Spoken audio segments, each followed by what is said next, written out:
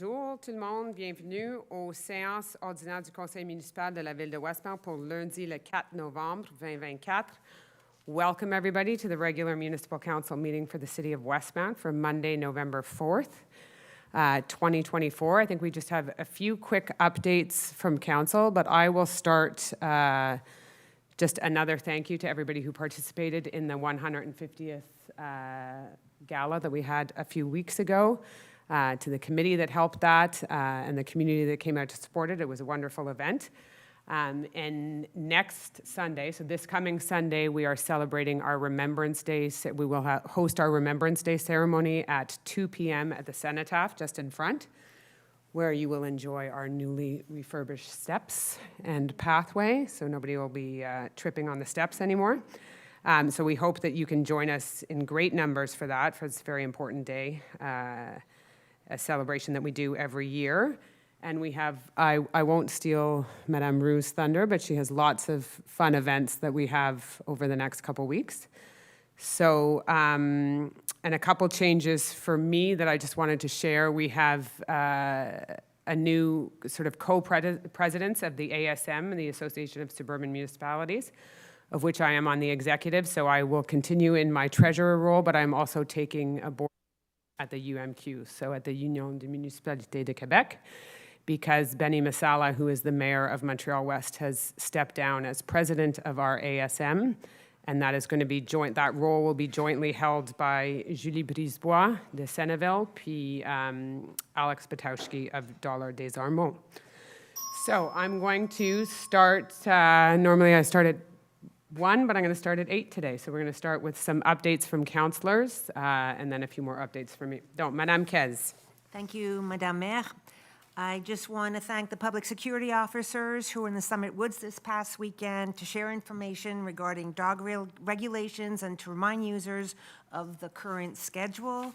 Also, another point I'd like to bring up is that the public consultation on the southeast sector will be Thursday, November 14, 6 p.m. at Victoria Hall. With the information collected from the first consultation held June 12th, as well as the online survey, LeMay, the consulting firm, will be presenting their preliminary design concept for the area. The purpose of this second and last consultation is to get resident feedback and comments on the preliminary plan.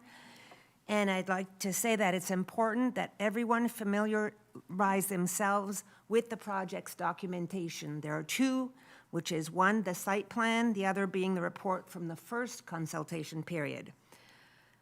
Both of these items can be found on our city website under Engage Westmount, and I'm looking forward to seeing everyone there. Thank you.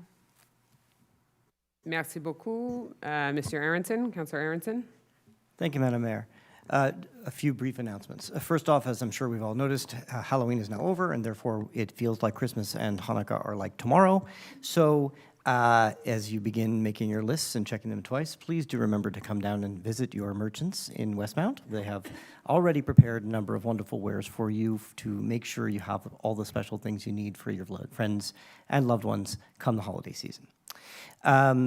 As we begin, or continue with the fall of fall and the beginning of winter, we have green garden waste that we'll pick up, which continues through the season. As you collect leaves and any other garden waste, there are a couple of things please to keep in mind. The city will pick up your green garden waste, but it really does have to be packaged properly, which means it's got to be in paper bags or in open containers weighing no more than 50 pounds. They accept weeds and grass clippings, leaves and plant clippings, vegetable garden and fruit tree residues, small branches tied with natural twine, and branches up to about 5 centimeters in diameter and up to about 1.2 meters in length. But that's about the limit of what you can do. If you've got things in plastic bags or in containers or bags that are weighing more than 50 pounds, or if you've got huge branches that are bigger than what I just described, or rocks, pebbles, soil, metal or plastic things tying your branches together, logs, tree trunks, anything that doesn't belong in our green garden waste, unfortunately, we will not be able to pick up your waste and it will just sit there. So please do, as you're already making the effort to clean up your yards, give it to us in a format that we can accept. And if you are so inclined as to just leave the leaves on the ground, the pollinators would be very happy to have a habitat in which to hibernate throughout the winter. Simply because one can rake one's yard does not mean you have to. As you may have noticed, since October 1st, garbage collection for single-family homes and for buildings with 2 to 8 units is now going to be every 2 weeks. The collection calendar can be downloaded from the westmount.org/garbage website. Bi-weekly collection days, Thursdays and Fridays, are, as we make this adjustment, taking slightly longer than we are used to, so please be patient.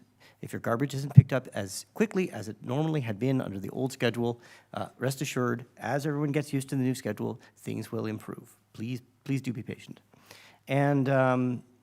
And for those who are wondering where all of this landfill and recycling goes, there was a field trip on October the 24th to the recycling center and a landfill visit on October the 31st. I understand they both went off very well, and I thank those who were able to come out to participate this year to see where all of our waste goes.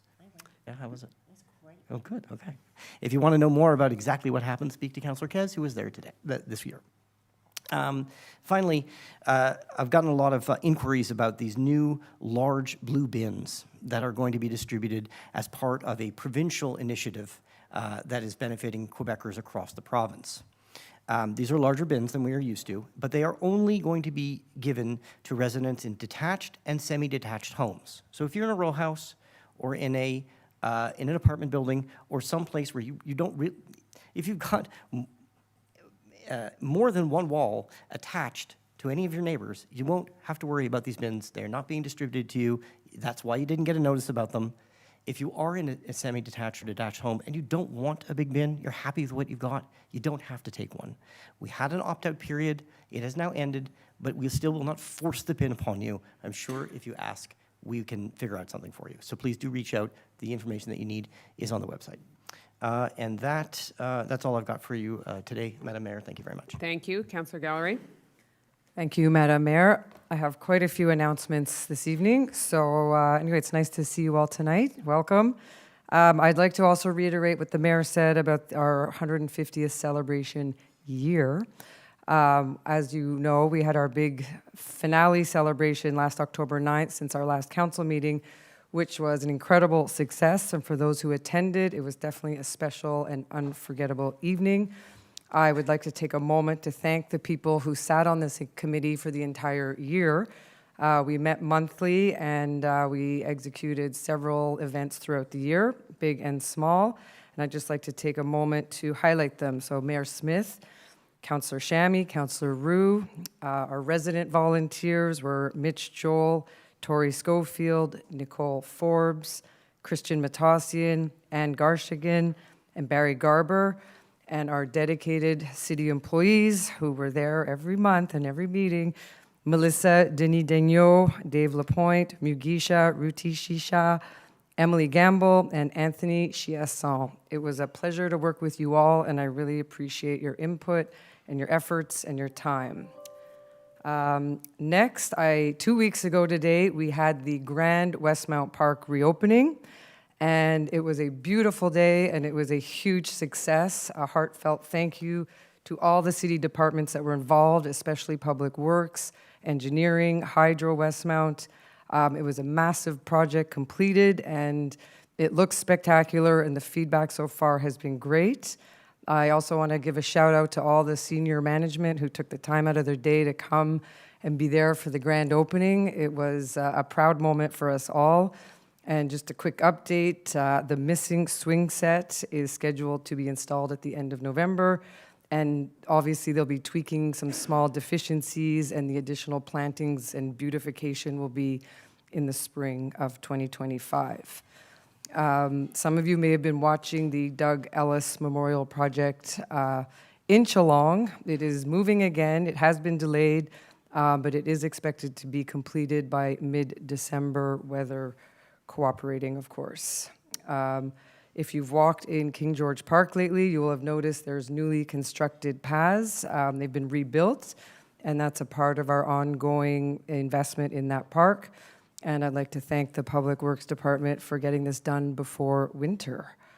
I unfortunately also have to announce that we have to close our two ice surfaces at the Westmount Rec Center from December 8th to January 3rd. We have to replace the cooling tower, which is an essential component to the refrigeration system. So just so you know, this affects only the rinks and the rink usage, so the cafe, the programs in the exercise room, and the teen center will operate as per their usual schedule. Additionally, as we're planning this year's winter, we have some changes coming as well. We will not be putting a refrigerated rink in Westmount Park. We will be setting up a natural rink on the northeast corner of the park in the splash pad. So this new location will be more spacious, it will be easier to maintain, it'll minimize park damage, as it does not require any heavy equipment. And at King George Park, the groom toboggan runs will not be reinstalled. We'll be going back to the prior way we used to maintain the park and the runs and let nature take its course. We have our annual fall flower show this coming Wednesday, and as a result, the conservatory and greenhouse will be closed this week, tomorrow and Wednesday, as the event is on Wednesday evening. It's our annual event that welcomes new residents and all our amazing community groups. So on display will be our beautiful floral displays, and it'll show the diversity of our plants. I've got a few more. So online, the winter 2025 activity schedule is now available on the website. You can go look and see what's coming. Resident registration will begin on Tuesday, November 13th. And we have an exciting youth hockey tournament coming to Westmount this weekend. And as I mentioned at the last council meeting, we're still looking for volunteers for the annual Sal Grasso Memorial Hockey Tournament. And it's our 30th annual friendship tournament between Westmount and Cape Ann, Massachusetts.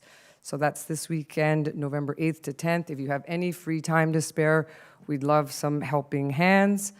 And lastly, on our council agenda tonight, we'll be passing permits. I have a permit on the list, so I will be abstaining from the vote. So that's it from me. Thanks. Merci. Councillor Bostock.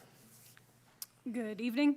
For residents of District 5 and the rest of the community, you'll see that work began today on Victoria Avenue between Sherbrooke and St. Catherine on the west side of the street for much-needed repair to the sidewalks. The work is expected to last 3 weeks, and it'll require the closure of several parking spaces in order to carry out the repairs. You'll see that the flower planters are being removed across the city. You'll also see that the bump outs throughout the city are being cleaned up in preparation for winter. And our public works crews are doing an intensive cleaning of roads and bike paths in order to take care of all of the leaves that are everywhere. The removal of street furniture has been complete. And much like Councillor Gallery, I will not be voting on the approval of permits this evening because I have a permit that is being considered and it would be a conflict of interest. Merci beaucoup. Councillor Peart. Merci, Madame la Mairesse. I have a few short updates. Just a quick note to inform that the Claremont Pilot Project Triangle is scheduled to the dismantling of the Claremont Pilot Project Triangle is scheduled to begin on November 8th, and we expect that the original configuration will be back by November 11th, weather permitting. I know previously we've mentioned that we were waiting for the report from the engineers. We have not received that report yet, so I don't have anything to share with you at this point in time. Next points are about some infrastructure works that are now behind us, and that's the first one, the largest one, is Upper Lansdowne, the road reconstruction project, and that road is paved and is now open to regular traffic. There are a few deficiencies that need to be taken care of, but our engineering team is following up as they usually do. The next infrastructure project is the resurfacing of Dorchester. Similarly, that road has been resurfaced and is now open to regular traffic. Later on this evening, I will be passing the motion, I believe, and we will be voting on a resolution to add 3 projects that are late in the season additions to our PTI work, and that is to reconstruct 3 public lanes. There are lanes that are bounded by the streets of Clark, Olivier, Sherbrooke, and de Maisonneuve. The second lane bounded by Mount Pleasant, Elm, Holton, and Sherbrooke. And the last lane is just south of St. Catherine Street, in between Blenheim and Abbott. Those works will be starting as soon as November 11th. So I guess in a week, in a little less than 2 weeks. Now, it could be that the weather conditions do not permit the full completion of the works. If that is the case, then certain phases may be postponed until 2025. And that summarizes my Thank report. you very much. Nothing from Councillor Shanton. Councillor Roux? Thank you, Madame Mayor, et bonsoir. Comme disait Councillor Gallery, c'est toujours agréable de vous voir dans la salle. C'est plus motivant de faire ce qu'on fait quand il y a des gens qui sont là. Alors, merci d'être là. Yes, so exciting news. November is busy at the library and at events, and we've had some special things happening. So on Friday, October 18th, we officially opened the new door on the ground level, which brings people with strollers or handicaps straight into the children's section of the library. So that's fantastic news that people had been waiting for. We also had the official opening of the studio. You will ask, what is the studio? Commonly known as a makerspace. So we now have a makerspace in the library. There were a lot of people there when it opened. Everyone's very excited. We have some great people managing it all, so I encourage you to go take a look. And speaking of the studio, there's studio tours for all ages on November 5th and November 20th at 6 p.m. There's a Memory Lab Westmount Postcard Digitalization Initiative for 16 and over on Thursday, November 7th. There's a full intro into 3D printing workshop for 18 and over. There's Maker's Coffee on Tuesday, November 12th, 26th, and December 10th. So please do go see this new studio. It's very exciting. Then, of course, there's the Friends of the Library book sale taking place on November 16th and Sunday, November 17th. There's the Guess the Giller that Westmount always enjoy. So that's Monday, November 18th at 7 p.m. in the Westmount room. In the gallery and Victoria Hall, there's an exhibit in the gallery that continues that's on the 150 years of Westmount. So it's history, very interesting. I invite you to go see that. And it ends soon, so better go this week. Then there's a lecture on November 7th, so Thursday, on Westmount and the 2 World Wars. So it's going to be a lecture on Westmount's history as part of the city's 150th anniversary celebrations. It's with Anthony Chiasson, our Division Chief of Archives and Records Management. In this lecture, we will examine the role of the city of Westmount during the 2 World Wars. Then, of course, there's Artisans Westmount this weekend at Victoria Hall. So that's always a good place to get one-of-a-kind creations, perfect gifts for the holiday season. Admission is non-perishable food, or $2 for the Westmount Public Safety Department annual holiday food drive. And last, but certainly not least, is the library's 125th final party. So it's called Time Slip. It's after hours. It's for 18 and over. So that's Saturday, the 23rd at 7 p.m. until 10. So we welcome you to the Time Travelers Outpost. Past, present, and future. 125 years of history come alive as we celebrate our anniversary through musical performance, fun activities, and era-specific cocktails and hors d'oeuvres. So there's going to be a cash bar. You get 1 drink per ticket, and I think you will find the ticket price friendly, so it's $10 for a ticket. You have to register on Eventbrite, and I encourage you to do it quickly because I'm sure, well, tickets have already started flying away, and we've got 225 of them. So look forward to seeing you there. Thank you. Merci beaucoup, Monsieur D'Amico. Councillor D'Amico, no? And just to follow up on the 150th event with Monsieur Chiasson, he is our archivist who has worked very closely with, you may have seen it in the newspaper, a teacher from Westmount High, Chantal Clairbeau, who won the Prime Minister's Award for teaching history last year. And it was all around this project where they researched soldiers from Westmount who died in the war. And the students of Westmount High would go to where they lived. And anyway, it was an incredible exhibition of how much information they were able to find on soldiers that had served their country and had paid the ultimate price. But he gives fabulous lectures. He has incredible information on the city. So if you can attend it, it really is. It's very, very interesting. And when he gives his lecture, you can really tell he cares. He's looked into every little detail and totally passionate about the city. So anyway, if you can attend, it really is worth it. And the work that these students did was incredible. Donc, avec ça, on va commencer avec la première période de questions. So we're going to start with the first question period. We're going to take questions from in the room. I know that we have several questions that have been submitted online tonight as well. So I would just encourage you to ask your question in the most succinct manner that you can, because I see that there's a lineup already with a follow-up, and then your name as well. Donc, bienvenue. Bonsoir. Bonsoir, Fabrice Veil. J'avais principalement 2 questions ce soir, et je vais d'autres questions pour le conseil municipal précédent, mais je n'ai pas pu venir. La première concerne la sécurité. Jeudi soir dernier, soir de Halloween, il y avait 2 camions qui sont venus sur Clermont un peu après 20 h pour déposer des panneaux de signalisation, je pense pour les travaux de 500 Clermont. Oui. C'était des camions, ce ne sont pas très gros camions, moteur diesel, en plein Halloween. J'ai la vidéo parce qu'à un moment, je me suis énervé. Je leur ai demandé d'arrêter de couper leur moteur, ce qu'ils ont refusé de faire.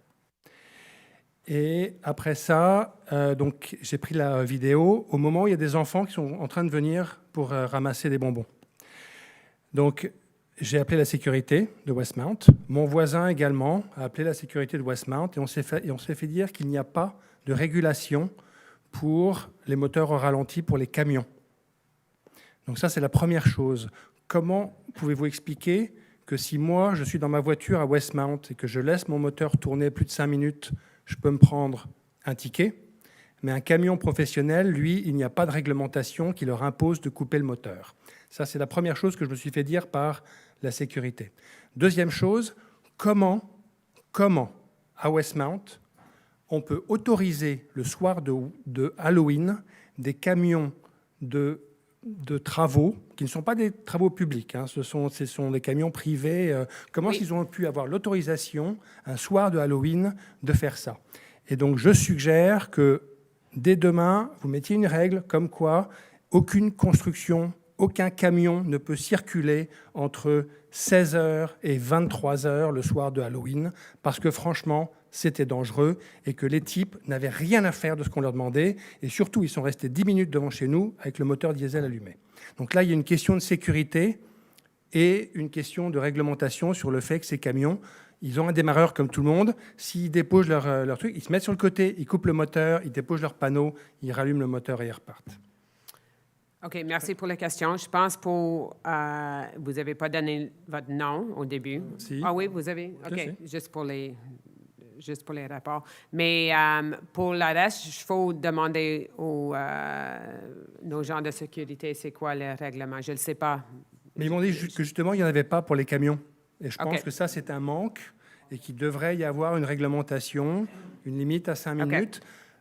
S'il y a une justification, s'il y a un camion de pompier qui est devant chez moi avec le moteur allumé, le camion de pompier, il ne vient pas se déplacer pour faire les travaux, là. Il vient pour la sécurité des gens. Et l'autre point sur l'Halloween, c'est difficile de tout le temps gérer toutes les propriétés privées. Il y avait beaucoup de travail là-bas le 1er novembre, je le sais, parce que la rue était barrée. Mais c'est une très bonne suggestion. Une règle simple de dire, vous ne pouvez pas le faire avant 11 h du soir. Donc, à ce moment-là, ils viennent à 11 h du soir. S'ils sont là avant, ils se prennent un ticket. OK. Merci Je pour la pense que ça, c'est suggestion. un truc très simple. Merci. Deuxième chose, il y avait une question, et pardonnez mon ignorance, sur Fordon-Cresson. Il me semble que dans les propositions qu'il y avait des propositions d'abattre un magnolia centenaire. Est-ce que c'est une proposition sérieuse? Est-ce que Westmount considère véritablement couper des arbres centenaires comme ça? Celui qui est un des triangles, il m'a semblé voir que dans les propositions, la physionomie du croissant faisait en sorte que l'arbre était abattu. J'espère que non. Je veux alerter tout le monde sur ce genre de choses. En Je terminant, vous assure que tout le monde est alerté. Tout le monde est au courant de toutes les propositions de Fordon, les gens qui habitent là-bas. Beaucoup de gens étaient impliqués dans la consultation publique, mais on le sait que les arbres sont incroyables. C'est une marque de la rue. ils sont absolument magnifiques. Le conseil est au courant de ça La et dernière partage ce point de vue. La dernière chose, je voudrais savoir combien a coûté le projet pilote de Clermont. J'ai lu dans le Westmount Indépendant que vous avez du mal vous n'aurez pas un budget à l'équilibre. Vous allez avoir besoin de 7,6 millions de dollars pour l'équilibre. Non, ça c'est juste pour les règles du soir. Ça c'est la 3e ou peut-être 5e. Mais est-ce que vous voulez répondre à ça? Mais vous pouvez toujours y aller au accès d'information pour la réponse. Même à ce stade-ci, le bilan n'est pas complété parce que le projet n'est pas complété. Alors, je ne peux pas vous donner une réponse. C'est une question valide. Je vous suggère peut-être, lorsque le projet se termine, puis on a l'occasion de faire le bilan complet pour le projet, de reposer la question dans l'avenir. D'accord. C'est juste pour vous alerter que comme Westmount va avoir de la dette, il y a certaines dépenses que peut-être ne sont pas prioritaires et devraient être évitées à l'avenir, de faire des projets pilotes qui coûtent cher et qui sont financés avec de la dette. OK, merci. Merci beaucoup. Prochaine question. Bonsoir, Mariam Kamali-Nejad, Summit Circle. Cet après-midi, je vous ai envoyé un courriel avec plusieurs photos que je les ai prises personnellement pendant juste 5 minutes devant Summit Woods. Et comme vous le savez, depuis 4 jours, à partir de 5 heures du matin jusqu'à minuit, les chiens ont le droit d'être sans leash dans le Summit Woods, et sans laisse dans le Summit Woods, et que les problèmes de non-respect de réglementation a considérablement augmenté. Comme les photos que je vous ai envoyées, ça montre ça. Les gens entrent dans le bois malgré les précautions que vous avez prises depuis le mois de mai. Les gens ne respectent pas. Les gens que vous défendiez, en plus, ils ne respectent pas les réglementations. Ils entrent par n'importe où dans le bois. Ils laissent promener leurs chiens sur le Summit Circle, dans les propriétés privées, sur les terrains des propriétés privées, sans laisse, sans contrôle. Ils font leurs besoins sur nos terrains à nous, qu'on habite autour de Summit Circle. Et là, ça démontre clairement que vos mesures ne sont pas suffisantes et efficaces. Donc, ce soir, j'aimerais vous poser la question, est-ce que vous allez prendre nos problèmes en sérieux? Je pense que vous avez des exemples, vous m'avez envoyé des photos, c'est des exemples. On va trouver des exemples tout le temps. On a parlé de ça ce soir, comme dans les autres parcs, il y a des règles qui sont brisées déjà, mais j'ai de la confiance dans notre équipe de sécurité publique, qu'ils étaient là toute la fin de semaine, qu'ils ont donné des infractions, qu'ils ont parlé avec des gens pour s'assurer des règles. Mais je pense que c'est la même réponse. Donc oui, j'ai de la confiance en mon équipe de sécurité. Il y a un point de non-compréhension, je crois, dans le problème. C'est qu'encore une fois, samedi matin, à 10 heures, il y avait un auto avec l'étiquette de stationnement de Montréal qui a bloqué l'entrée de stationnement de 5 Summit Circle. J'ai appelé sécurité publique et le temps qu'ils viennent pour donner contre la contravention, la voiture était déjà partie. Donc, c'est des problèmes qui arrivent régulièrement parce que c'est pas les gens qui utilisent le bois Summit ne respectent pas les réglementations de Westmount. Je pense que ça, c'est pas le cas, mais... J'aimerais savoir quelles mesures supplémentaires vous pouvez mettre en place pour assurer le respect de votre réglementation, la réglementation de Westmount, parce que ça dit clairement que les chiens ne doivent pas aller entrer sur les trains privés, sur les C'est comme propriétés ça privées. partout en ville. Non, c'est pas partout. À Montréal, il n'existe pas ça. Nous, on le voit chaque minute. Si vous venez rester quelques minutes sur Summit Circle, vous allez le constater vous-même. Dans l'endroit que vous avez clôturé, je vous ai envoyé la photo, le chien est entré dans l'endroit clôturé et son maître est à côté et il le voit sans rien faire. OK, mais En tout merci cas, beaucoup donc pour vos commentaires. Je retire nos problèmes pour toutes vous autres, pour dire que vraiment, notre tranquillité, notre sécurité et notre milieu de vie est impacté par les mesures que vous avez prises en mettant les chiens sans laisse. Et là, pendant la période de 1er novembre au 15 avril, c'est de 5 heures du matin jusqu'à minuit. Merci pour vos commentaires. Oui, mais merci pour la présentation des événements et de tout ce qui se passe à la ville non, de s'il vous plaît. Westmount. Alors, je pose la question. Je vais poser la question. Non, encore. My name, excuse me, Roberta Kapelovich. I didn't realize that you don't remember the name. So my question is to Mary Gallery. What is the procedure in Westmount for public advocacy of any name to a location within the city of Westmount? And I realize the city of Montreal has a commission that reviews toponymy very seriously. I don't know if Westmount has the same type of or need for toponymy review, but I'm going to leave the question so I can get a detailed written response. And it would be interesting also, maybe I may pursue the question with the Ministre de la Métropole to find out what are the different procedures in different cities, because it could be of interest to know how these procedures occur. Okay, thank you. Thank you. Next question. Bonsoir, je m'appelle Patrick Parmard, 251 Melville. Bienvenue. C'est mon adresse. Oh, merci beaucoup. So I'm a member of the Green Coalition. I sent you, Mayor, a little video of an important event in the middle of October. And I just, tonight, I'd like to take a minute, I suppose. I hope I can get it in a minute, to thank Westmount, actually, for supporting Green Coalition over more than 10 years. It's more like 15 years in basically advocating, lobbying for increasing natural spaces here on the island. Westmount was one of the first municipalities to join in something that was strangely called the Parc de l'Archipel de Montréal, but that was basically an effort by a number of leaders in Montreal a long time ago now to get the ball rolling. So it has developed under Madame Plante. There was a purchase of 144 hectares owned by Mr. Grilly to make the Grand Parc de l'Ouest. Then there's the changes that are happening with the Falaise and this promised Parc Terrecourt, which is still to be, and most recently, the purchase by the City of Montreal of 11 hectares from the Hypotech Group. Now, Westmount played its part in all of this by giving Green Coalition and other people as well the city's support. So I want to thank you for that. It takes an incredibly long time to do this type of work, I must say. Okay, it moves very slowly, and the sad thing is that as a species, we don't have an infinite amount of time. I do have a question for tonight.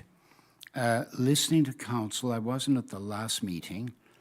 I gathered that a lawyer had given an advice to the city, presumably with a letter, about the possible conflict between the new amendment to the bylaw governing Summit Woods and the new provincial law governing such spaces in terms of dogs and their behavior.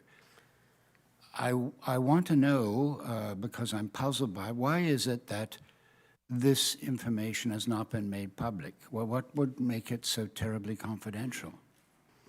It's not that it was advice and information that's given to council, but all legal opinions are kept confidential within the city. I think I'm sure you can understand why, and that is not unique to Westmount at all. And that was a legal opinion that had been given to the general committee that everybody reviewed, and that that is the case. That's the answer. Yeah. I'm curious. I take it lawyers get their normal fee when they offer such opinions. That is to say, it costs money, right? When we consult experts, yes, we pay experts for their opinions, and I think that's, No, that's, it's normal. but it's normal, it yeah. It's costly, okay. Okay. Thank you. Madam Mayor, may I respond to the question? Sure, but then we're going to move on to the next question. Okay, so I did a post-implementation due diligence on this issue. My comments were made public.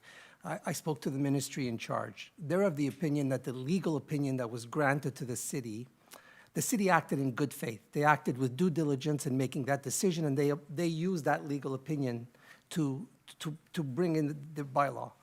According to the ministry, that's not enough, because in the event of a lawsuit, there are two letters that are required that I asked the current DG and the legal counsel. One is a letter from the law firm stating that the legal opinion that they rendered way back before the implementation of the bylaw, they need to give the city a confirmation that that legal opinion that they gave is compliant with the post-implementation of that bylaw. So they need to confirm that that legal opinion can be relied upon to make this bylaw compliant. So it's really not relevant what the legal opinion says. What's relevant is that the law firm confirms that the legal opinion that they gave is still valid post-implementation. So Counselor, it should be noted. is that confirmation public, or is No. that? That confirmation is not public. We have never been given any written notification from the ministry of any kind to the city, to the Director So it's General. all confidential? No, I'm no. saying the statement that Councillor D'Amico is saying right now. I mean, we've been through this is like, most people who have come here are not here to talk about the endless dog debate, which is essentially status quo. But this opinion that Councillor D'Amico is referring to has never been given to us in any form of writing, has not been sent to the Director General, the Mayor, anyone on Council. This is not coming from the Minister of, it's not coming from Mamash. The court case that he is referring to is the absolute antithesis of how Westmount has acted. So when Westmount has a dangerous dog, of which we have 6 in the city, they are listed on our website, and when people do not adhere to the law, we go after them. When we find them, and we make sure we take that very, very seriously. When you have a dangerous dog, there are rules to follow, and if you don't follow them, trust me, you think our public security is good? There is no greater public security than the ladies of Summit Woods. They will call it in immediately if somebody is not following the rules. And so that court case was the antithesis of Westmount. That was a municipality that repeatedly had ignored a dangerous dog and repeatedly had not protected its citizens. We're doing the exact opposite. So trying to tie these things together is just politics. That's all that is. But we do not have any written statement on that, but we have spoken to the law firm. It is, our legal opinion is still valid, it's still just, and I think you have done so much good work on parks and green spaces and biodiversity in this city across the island of Montreal. And I think we're valued to have you as a citizen who will continue to contribute to that, and we would be happy to continue to work with you on protecting Summit Woods, and I think we've done some good initiatives there this summer. No, I just wanted to get it clear in my mind. Thank you very much. So thank you for coming, and I just wanted to clarify that. Thank you. Thank you. Next question. Hello, my name is Shona Godwin. Welcome. Live on Claremont. A question about the earlier information that the engineering report has not been produced yet for the closure of the triangle. In that mandate, is there a deadline for the production of that report? When do you expect it to be produced? Do we have a date for that? I'm not sure that I have a definitive date. I know the, sorry, I don't say I know, I believe the report, a preliminary version of the report has been discussed internally with the administration. In the next few weeks, we expect to have that report presented to council.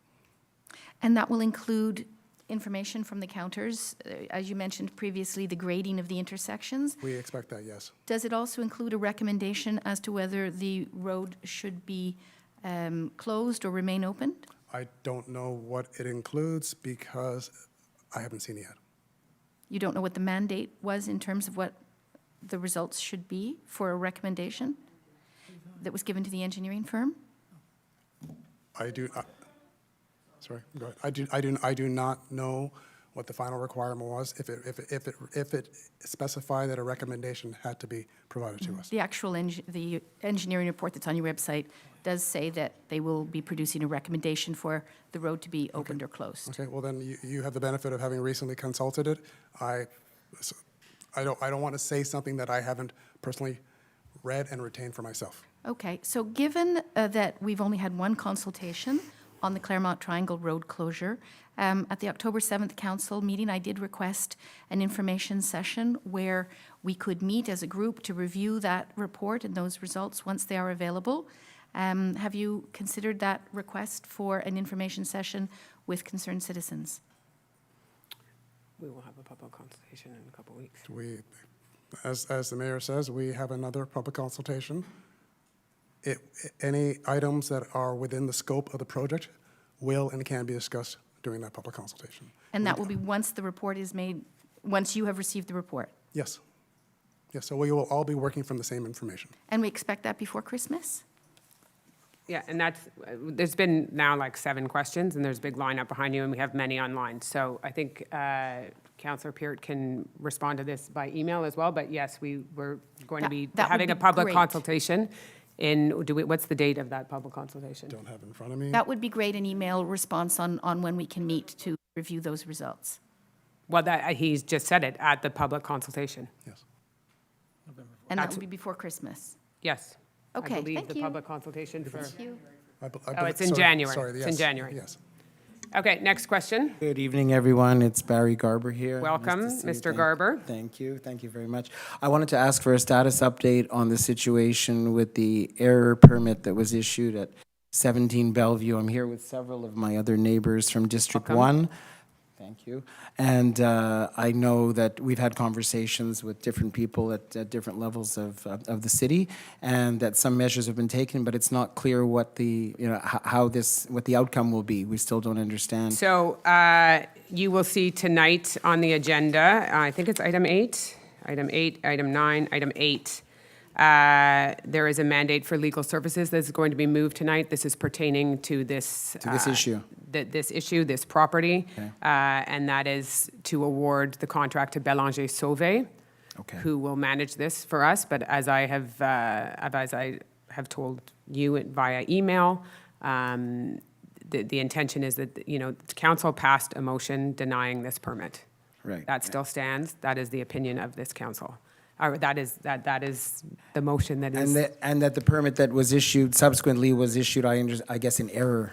in error. Yes. Yeah. So it's and this is on tonight's agenda. Okay, is, good. I item didn't realize 8. that. I didn't see the agenda. Yeah. My apologies. That's Okay, okay. that's good. Okay, well, it'll be addressed tonight, so thank you very much. Yeah. Well, it's the awarding of the contract tonight. Yeah, okay, so it's the next step. I guess it has to go there, because we're assuming that because the owner of the property has just refused to listen to what he's been instructed by the city.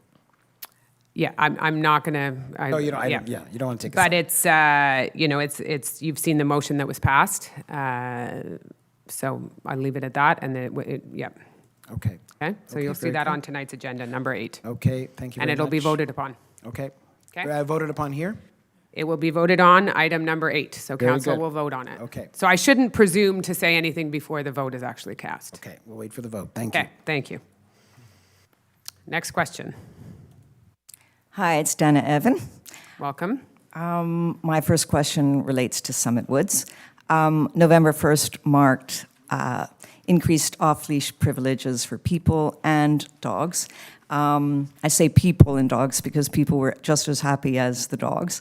There were a lot of there was a lot of socialization. There were young children with families. It was very nice to see. My question is that while I feel most do respect the rules and really want to, there is some ignorance and there is some blatant ignoring of rules. So people aren't necessarily licensed. I stopped many people and asked them. People said, yeah, we're getting our license, or we do have it, but it fell off. And there were some people that who were non-residents and said, I don't think I can get a license. I explained to them how to do it. I appreciated the information tents. Those were wonderful.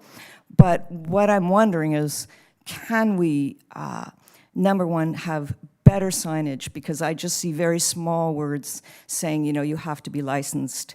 You did a great sign with dogs on leash during nesting season and when they were supposed to be on leash. I'm wondering if you can do the same now, increase, fines, put, it's $500 fine if you aren't licensed, if you go off-piste, if you don't follow the rules, and to make it really strong. Small print, nobody reads it. It's a lot of wording, everybody's rushing off in, they can't be bothered. So that's number one.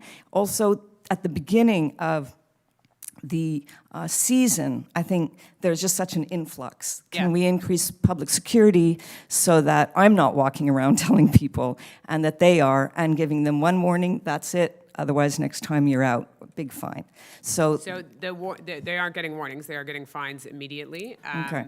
But those are good suggestions about the signage, in particular at the change of, when there is a change in season. Sure. I think we could do better on the signage, you're right, so we Great. will. Yeah, the sooner the better. Yeah, I'll ask our communications team, I'll ask our Director General to have the communications team look at some better signage, especially at all the entrances, and maybe some more signage if people are abusing the paths that are meant to be closed. There is some signage there, but maybe more explicit And signage. children are using the paths that are meant to be closed, not just dogs. So I want to make that clear that it's for everybody. Yeah.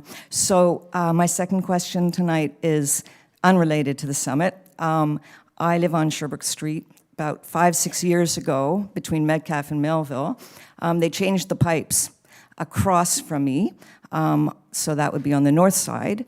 And they said because they were falling apart, they were lead pipes, a lot of lead in drinking water. My water was tested, lead very high. And I spoke to the water engineer. They said, we can't do it at the same time. We can't shut Sherbrooke entirely in that section. We're going to address it in the next year or two. That was more than 5 years ago. Since then, I've had it retested, and it's really unacceptable. And all Westmount did was drop a zero water filter on my doorstep with a letter saying, my lead's too high.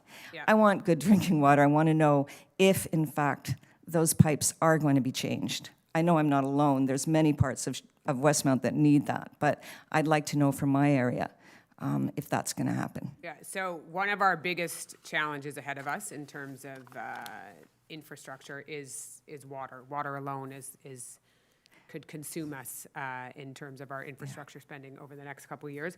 I can't tell you exactly when that section of Sherbrooke is going to be dealt with. I know we are doing quite a bit of water next year. But I can get back to you on that, and we are going to update our infrastructure map to address some of that.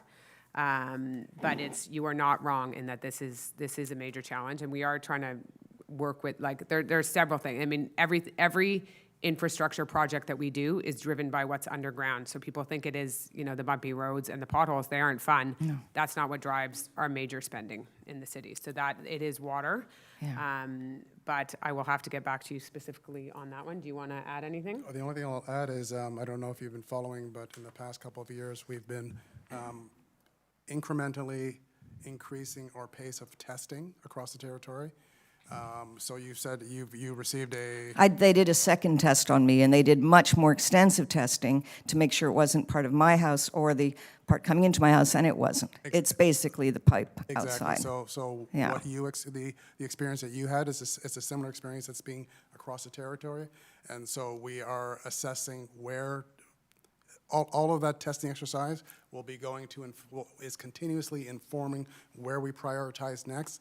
As the mayor suggests, I recommend you send me a question, send us a question, and we can give you if we know that information now, we can give you some kind of a projection. But I sympathize with you. It's a real concern, but it's not just you, it's across the territory. No, I understand. It's frustrating because I'm watching them do it across the street, Right. and they're saying, we'll get to you, and they don't. So that's yeah, not and easy. Just, I mean, this isn't specific just to you, but one of the most important things we do in infrastructure is obviously our water upgrades. We are heavily dependent on the federal government for that. That gives the money to the province of Quebec. It's called our tech funding for water. And I have said it 1,000 times. I will say it to anyone, any meeting I am ever in with any other level of government. You are not giving us enough money to address the issue of water infrastructure. Municipalities across the province cannot afford to do this upgrade. It needs to come from, and it's the province who changes the levels of what's acceptable. So that has changed. Obviously, your water would have been totally acceptable. It wasn't even the first time. Yeah, so but in 2005, it would have been. So the grading has changed quite a bit, but it's very, very important that the federal government work with the provinces to ensure and increase funding for water infrastructure, and they're tying it to housing, building, and all of that. I'm a firm believer that that is not the way to go. But How are you prioritizing, though, which roads get done? Like, who gets done? How, you know? That's often graded by the state of the water network. So the worse the water network, the faster your road is going to get done. Right. And I would encourage, so next year, for those that are living on Claremont, or Forden Crescent, when we come in to do the street and the street is dug up, absolutely is the time to address, if you still have a lead intake into your house, address it, do it then when the street is dug up. You can get together with your neighbors, as other streets have done. There will be a time when the province comes forward and says, you have to do this. And whether that is in 2 years or 10 years, but absolutely, for those of you that live on those streets, deal with if you still have a lead intake, deal with it while we are digging up your street. It is much less costly. Thank you. We can't do questions from the audience, but you're very welcome to come back to the mic afterwards. I just hope you'll get to our section. Yes, thank you. Okay, next question. I think you're skipping the line. It's just to follow up on that, because I think that there was some water work done in Claremont 2 years ago. Yes, you did the linings there, yeah. And a lot of the things were changed already, so I think there's very little. But you should, as any resident of Claremont or Forden, this summer when the road is dug up, you should make sure that your lead intake is, your private portion is dealt with. Bonjour, welcome. Susan Gold. I thought I was the last, but I'm not. Dana said something about children at the summit. First of all, a lot of people are leaving the city very shortly, in the middle of November, for Florida. So a lot of the dogs will disappear because they're going to Florida too. Lucky them. What do we do about all the children and you know, the children running through the summit, even in the restricted areas? Is there something we can do aside from telling them not to? It's pretty confrontational. I know. I mean, I think observation. We, you know, I hope that people understand the work that we're doing on paths is important. Beautiful. And to stick to the paths, not make new paths, certainly not have any bonfires or build structures of any things. I don't know if that's the children. No, but, it's the adults. But yeah, I think we can work together to respect. Yeah, we try and do that. If I can ask, when we're parking in the parking lot in the winter, oftentimes there's a lot of salt that's thrown there, I guess, to prevent people from falling. But the first paws that touch it, I mean, ruin the walk for the dogs because they're already in pain by the time they enter the park. So is there some way we can avoid throwing salt onto well, I think we need salt, obviously, to keep our, you know, we have to deal with ice and everything, but I can certainly, I'll relay the request to our, we have the best team of snow that there is anywhere, of snow removal, so we will relay it to them to see if they can come up with an answer. Okay, and finally, just a question. Has the city ever been sued by a dog bite or some kind of an incident at Summit Woods? Not to my knowledge. Because I've been around a long time. I feel like I've been around a long time. Not to my knowledge. because we're trying to prevent it, but to date, I don't know that we've been I sued at all. don't believe so, no. So I didn't understand your point about children. There are children running through the summit and playing. They're with parents, you know, they're allowed to But walk. It's a park. you're against children No, playing no, in no. Summit Woods? I'm just saying that the children are going inside the summit in restricted areas. Not only dogs, but children. In We're not restricted gonna areas, stop no, but children I'm trying to understand, in restricted Okay. areas in the summit means what? I don't Off the understand. path, off the path. off the path, Beyond the fences, Okay, okay. you know. Okay. Thank you for, Thank you. we will relay your request to our snow clearing Thank you team. very much. Thank you. Welcome. Hi, John Kaiserling, 20 Sunnyside. I know that you're going to have a vote on this very shortly, so I don't go into detail, but I'm just going to get off a little bit of frustration for those of us who lived around this construction that took about 5 years and still hasn't been finished. We've been reassured, personally, I remember way back when it started 5 years ago, by the permit the department with whom I spoke, that's 5 years ago, that we were concerned about this chap because he had built a huge opening onto his terrace, or SUD on his roof, basically. And we knew that he had been denied once, twice, and 3 times that he would not get that permit passed. We looked at that one day about a month or so ago. All of a sudden, in the space of 3 days, trucks are around, material on the roof, the door opened, they started putting glass around, and I went by the house and I found a permit in the wall, in the window. Took a picture of it, sent it out, and it's just I couldn't believe it, that there was a permit for him to build a terrace. I couldn't believe it either. Yeah, neither can I. So we are extremely worried about that. All 3 of us have a direct view of his terrace, of his roof, and you can see from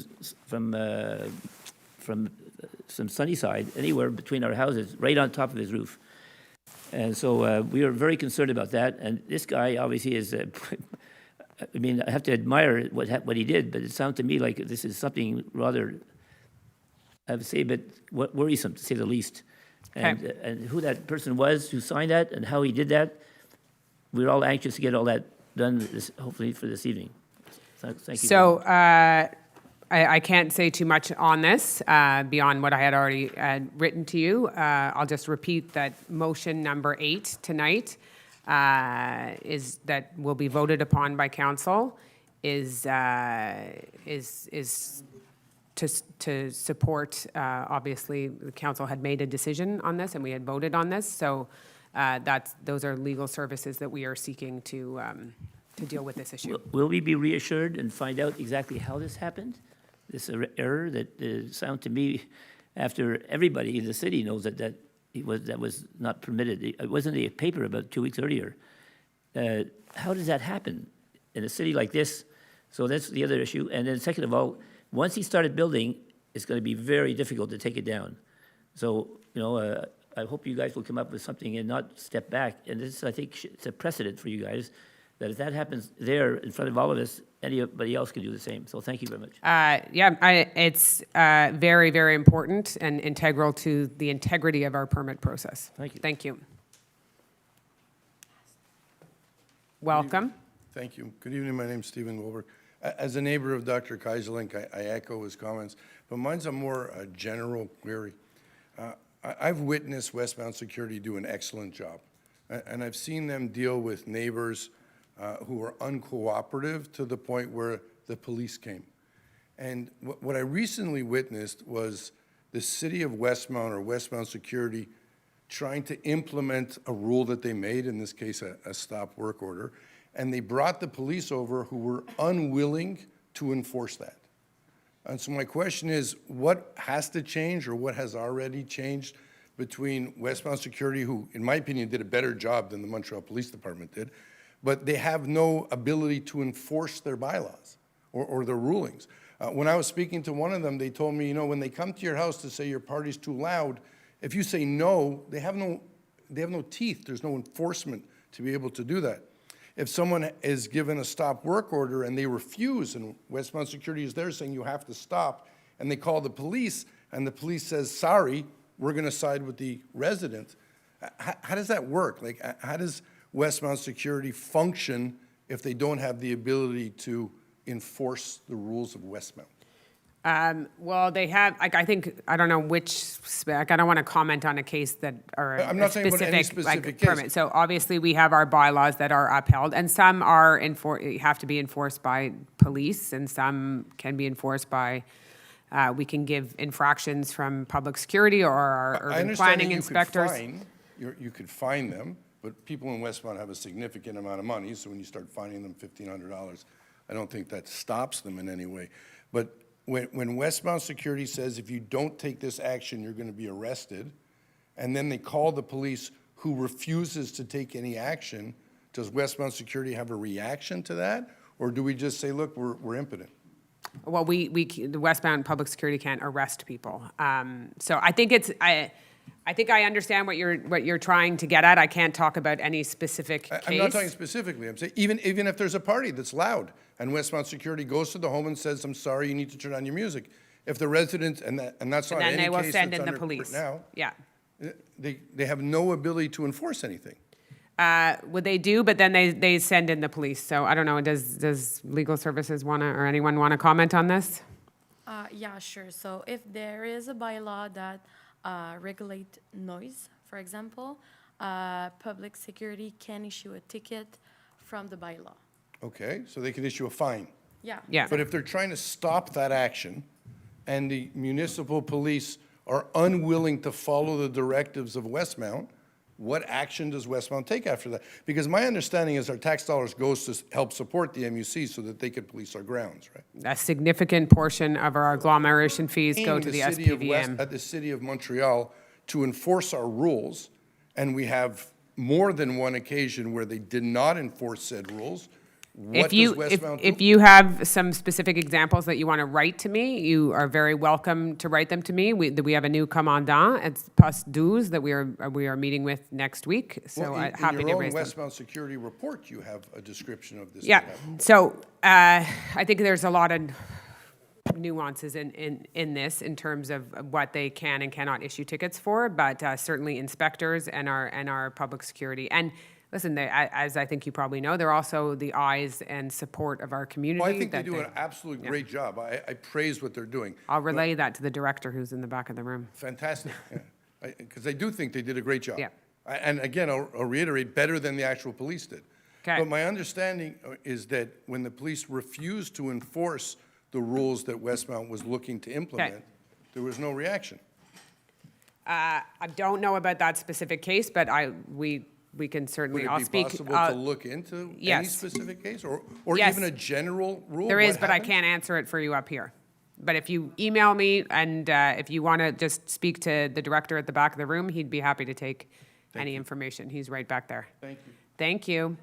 I think. My name is still Roberta Kapelovich, but I'm just going to ask someone on the city council to comment on Imagine Westmount Southeast. I'm not sure I heard anything about it, but it is your public consultation that's occurring on Thursday, November 14th to this At year at Councillor 6 Kez. p.m. But maybe you could give some more detail because the first consultation was very vague, at which I attended. And I have a specific proposition for that area of the city that I tried to get implemented. I think Councillor Kez updated that. We have a lot of questions that we have to get to online, and there's a lot of information. You'll see the What Southeast. type of consultation is occurring? Like, do you have more information on the structure of the event? Could they post an agenda on the website, maybe? It's all online. It is? Everything I go did to not see it Engage online. Westmount, and you'll see it all online. Okay, you have an Thank you.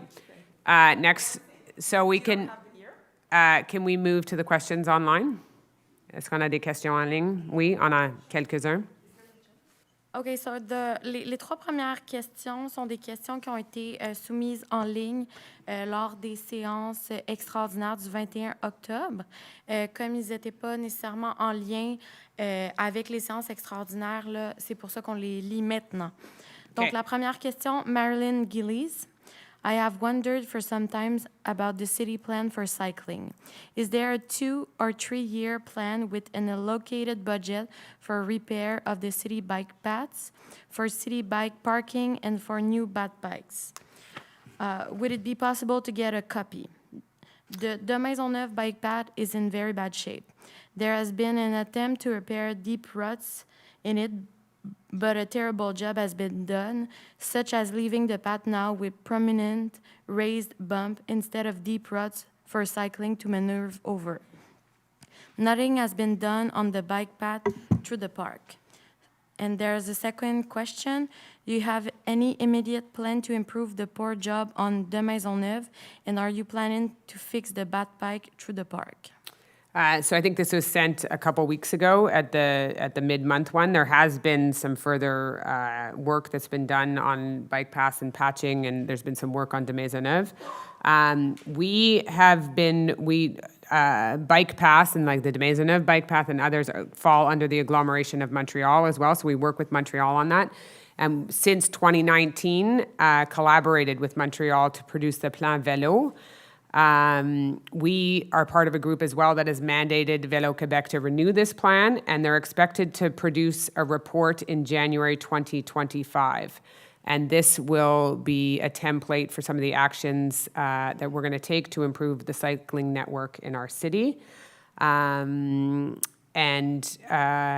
If she's been part of any of the public consultations, certainly around Claremont, there had been some discussion of a bike path there. Which would be a connector for some of the east-west paths. But yes, for sure, I know that much work needs to be done on repairs and patching, and some of that has already started, and it will continue, and certainly again in the spring. So thank you for your question. Parfait. La question suivante, toujours reçue le 21 octobre, de René Clément. Est-ce que le projet de réfection du Belvédère Summit inclut la réparation et l'embellissement de l'ancien stationnement? Est-ce qu'une clôture est prévue pour protéger le bois Summit et empêcher les gens de briser la nature en provenance de la rue Ridgewood? Donc, on attend, je pense qu'on va avoir un rapport structurel sur le Belvédère au mi-novembre.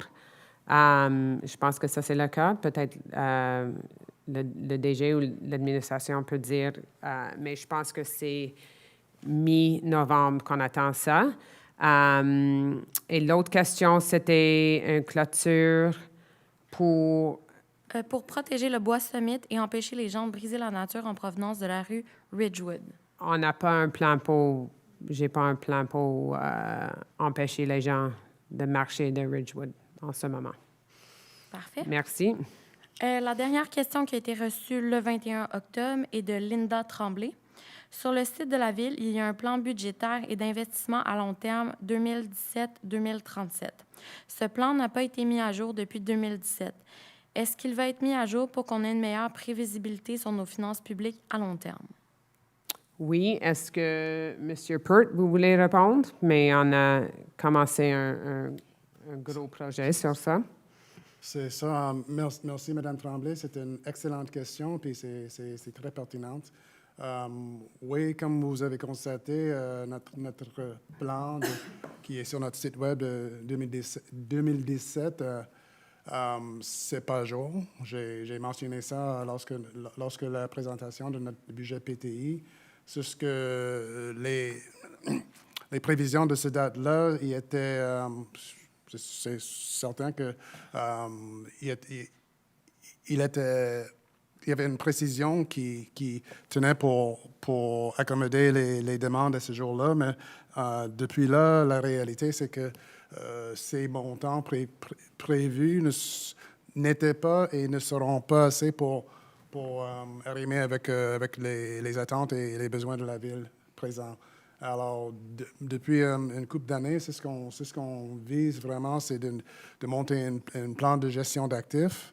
C'est un plan très avancé dans lequel on fait un inventaire, une analyse de tous nos actifs dans la ville, puis on fait ça dans le contexte d'un budget, puis c'est quoi la pérennité de chacun de ces actifs. Alors, c'est un gros projet, c'est un projet qu'on a dédié des sommes là-dessus cette année, puis les années prochaines à venir. Alors, c'est ce qu'on attend vraiment, c'est que cela va se terminer avec un plan, puis c'est un plan toujours, puis c'est un plan qui sera mis à jour d'une façon régulière pour que ça reflète vraiment les besoins et les attentes de la Ville.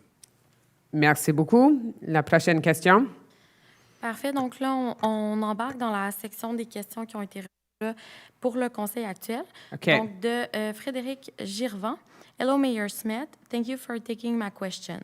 This past August 2024, the torrential rainfall surpassed the 2020 rainfall when Westmount sewer backed up. This year, the sewer system functioned without backups, as far as I know. Can you please describe how the Public Works Engineering accomplished this? If you don't have an answer right now, tonight, please put it on the agenda for the December council meeting. I will remind you at that time. Thank you, Mr. Gervin. I did try and get you a very specific answer of the work that was done on the aqueducts, because I know there's work done on the aqueducts, but I don't know all the technical things that they do in terms of obviously cleaning and clearing and all that. We passed those contracts. We take it seriously. But the person who is working on that is the person who had the very specific answers, that was away at a conference today. But we can get you more concrete examples of the intricacies of what they did in the aqueducts. But what we also have done is, as we said, prioritized our investment in water and how we manage water. And so every street that has been done, in particular one that was done a couple years ago, which is Westmount Avenue, is a significant improvement on how water is managed through the city, how we deal with water coming. We're a city on a hill, the water comes down. So how Westmount Avenue manages water, but as well some of the catch basins and the water management of all the roads that we have been doing is always integral in our infrastructure plans. So thank you for your question, and I will look forward to your December question. Next question. Yes, Samuel Dubé. Est-ce que c'est possible d'avoir la liste complète des projets d'infrastructure approuvés par le Conseil dans le dernier plan d'infrastructure pour les années 2026 et 2027? Le plan est sur 3 ans, 2025, 2026, 2027, mais juste les projets pour 2025 ont été mis en ligne sur la carte interactive. Merci beaucoup. Merci beaucoup, M. Dubé, pour la question. Vous avez raison. On n'a pas mis les projets pour 26 et 27 en ligne sur la carte, mais ça s'en vient, je pense. On va faire comme on a fait l'année passée. Puis ça fait, comme vous savez, le budget de PTI, ça fait partie de notre budget qui va être adopté au mi-décembre. Mais merci pour l'intérêt, puis aussi pour les commentaires, mais ça s'en vient bientôt. Parfait. La prochaine question, Diana Hernandez. With all due respect, as a resident of Westmount and a concerned taxpayer, I wish to address the situation involving the Israel consulate location within our community. Sometimes a simple change, like moving an office, can lead to a significant improvement for the greater good. Inspired by Steve Jobs' idea that simplicity is the ultimate sophistication, this straightforward move could be a sophisticated solution that benefits our community while still supporting the consulate operation. Moving the consulate to a non-residential area like Rue Notre-Dame between Boulevard Monk and Rue Pullman would place it in a nearby suitable location that remained accessible for consulate business. In a world where geopolitical conflict persists, protests will inevitably arise as individuals exercise their right to voice their opinion. However, within our community of nearly 23,000, maintaining a peaceful atmosphere is essential, and I hope the consulate will consider this suggestion, recognizing its potential to help keep peace in Westmount. The time for such a solution is now, as we cannot wait for a lifetime for broader federal action to address protest management. Thank you for considering this proposal to benefit our community. Thank you very much for your question, an issue that's obviously very prevalent within our community. And the consulate is in a commercial building. It is zoned a commercial building. It is a commercial tower. It is on a largely commercial street within a residential neighborhood. So it is surrounded by residential buildings, but it is in a commercial tower. So the city does not dictate who the tenants of Westmount Square are going to be, or whether it be in Alexis Neon or any of the other. We do set the types of use, and in this building, Westmount Square, the type of use is office for that building, and it's a very, very important building in our community to have that tower there. And I do understand the significance of the impact of the protests on the community and the people that live in those buildings surrounding it, the businesses that are there. Also, it's a largely seniors community that do live in that neighborhood, in the condo towers that are surrounding it. I've been able to meet and advocate for more access, more peaceful entry and access within all of those buildings. Some of it has been successful, some of it wasn't. I feel like we have moved the needle a little bit, but the building is a commercial building, and I cannot dictate who their tenants are. But I can tell you that I've worked closely with, have met with the Mayor of Montreal on this recently, have met with the head of police, have met with our federal and provincial representatives as well to try and really stress that this needs to be better managed. Next question. Oui, question de Linda Tremblay. Vous devez savoir en fait qu'une des premières questions qui date du 21 était aussi de la même personne, donc une partie qui a été répondue. OK, parfait. Bonjour, je suis très déçue que les questions que les citoyens vous posent sur Internet passent à la toute fin du conseil municipal. Nous ne sommes pas des citoyens de deuxième classe. Certains d'entre nous avons des handicaps qui nous empêchent d'assister au conseil en personne. Ça ne veut pas dire que nous voulons attendre jusqu'à 22 heures pour obtenir une réponse à notre question. L'autre jour, on a répondu à la question d'un non-citoyen de Westmount dans la première période de questions, alors que des citoyens de la ville ont dû attendre à la toute fin de la soirée pour avoir une réponse. Lors du dernier conseil extraordinaire sur les infrastructures, je vous ai soumis une question en ligne et je n'ai jamais eu de réponse. 1. Pourquoi ne pas alterner entre les questions en ligne et les questions en présentiel? Et 2. Pouvez-vous répondre à la question que je vous ai soumise sur les infrastructures? Donc, je pense que j'ai déjà répondu aux deuxièmes questions. Les questions en ligne, c'est que les gens qui se déplacent, qui est dans la salle, et dans les temps normaux, on peut répondre à toutes les questions parce que je pense qu'on a déjà dépassé notre période de questions, le temps qu'on met pour la période de questions, qui est vraiment important. On faut répondre à des questions des citoyens. Mais c'est parce que depuis COVID, on fait les deux, puis c'est plus comme si les gens se prennent le temps de déplacer. Je sais que tout le monde ne peut pas déplacer ou veut déplacer pour être ici, mais on répond des questions dans la salle. On fait la même chose quand je m'en vais au le conseil aglo. Puis après ça, on répond des questions en ligne. Peut-être on peut réviser ça, mais pour le moment, je pense que le format fonctionne quand il n'y a pas 3 heures de questions. Donc, je m'excuse que la dernière fois, on avait beaucoup de questions. Et ça, c'est pourquoi on a répondu à toutes les questions en ligne après dans la deuxième période de questions, qui n'est pas les autres villes, il y a beaucoup de villes qui n'ont pas une deuxième période de questions. Après 45 minutes, c'est coupé et c'est fini. Mais pour nous, on essaie de répondre à tout le monde. Je sais que ce n'est pas parfait à tout le monde, mais peut-être pour les gens qui, I don't know, fast forward me for the parts that, if you're watching online tomorrow. Donc, mais je comprends que c'était long, les dernières réunions. Prochaine question. Je pense que c'est la dernière ou presque la dernière. L'avant-dernière. OK. Donc, Nigel Goddard. I wish to congratulate the council for fixing more roads in our city.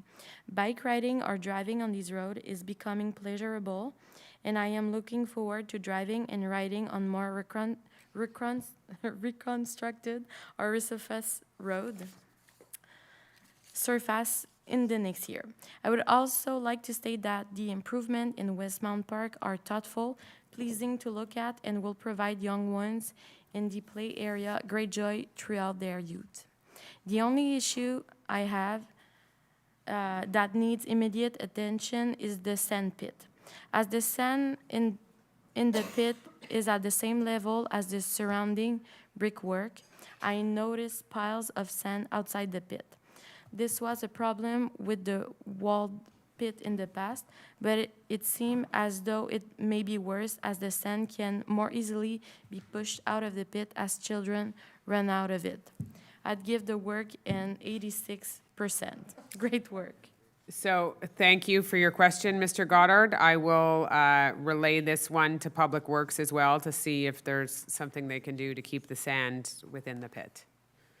But the kids are really into those diggers in that pit. And there's a massive lineup for the zip line. And all the other sensory toys and things that are in there, I think have been a huge benefit. But thank you for your sand comment. Monsieur I was Peart. curious about the same thing, and it was explained to me that the two diggers that are installed right at the edge of the sand pit are installed because those are the accessible ones. For kids who are not able to go into the sand pit, they could roll up to these diggers, and that's why they are right at the edge. You'll notice that those two don't actually have seats because they're meant to be accessed from a chair. And so because they are close to the edge, they're more likely to eject sand around the perimeter. So Okay. it's an outcome of making it an accessible and inclusive park. Okay, but we will look at putting it on the task of many things to do to see if we can address that somehow. Okay, c'est beau. Et But la thank you. dernière question en ligne Dernière question. de René Clément. Oui. Est-ce que c'est possible d'avoir sur le site de la Ville une carte avec l'état des routes de la Ville? Il y a des cartes sur l'année de construction des aqueducs, des cartes des arbres, des lampadaires, etc. On a appris que la Ville fait réaliser une étude de l'état des routes par une firme spécialisée. Est-ce que c'est possible d'avoir le résultat de cet inventaire sur une carte publique et accessible aux citoyens avec l'année de reconstruction des routes, etc.? C'est une très bonne suggestion, puis je pense que c'est possible. Puis on va se parler de comment on peut faire ça, mais c'est une très, très bonne suggestion. Merci. C'est tout? OK, merci. On va commencer avec l'agenda. Councillor Peart is our new pro-mayor for the next couple months. So he will begin with numéro 4, l'adoption de l'ordre du jour. Councillor Peart. Merci, Madame la Mairesse. I move that the agenda of the regular council sitting of November 4th, 2024 be adopted with the addition of item 23.1, appointment engineering head of division, Hydro Westmount, the addition of item 23.2, termination of an employee number 96423. That is. The addition of item 23.3, modification of a contract, reinforcement of municipal garage 3, PUB-2023-008. The addition of 23.4, call for public tenders, repairing of alleyways in the city of Westmount, PUB-2024-048. Thank you very much. Seconded by Councillor Shammy. All in favor? Carried. Item 5, numéro 5, approbation des procès-verbaux. Encore Conseiller Peart. Merci, Madame la Mairesse. Je propose que le procès-verbal de la séance ordinaire du Conseil tenue le 7 octobre 2024 soit approuvé. Merci beaucoup. Que les procès-verbaux des séances extraordinaires du Conseil tenues le 21 octobre 2024 soient approuvés. Merci beaucoup. Appuyé par Madame Conseillère Bostock. All in favor?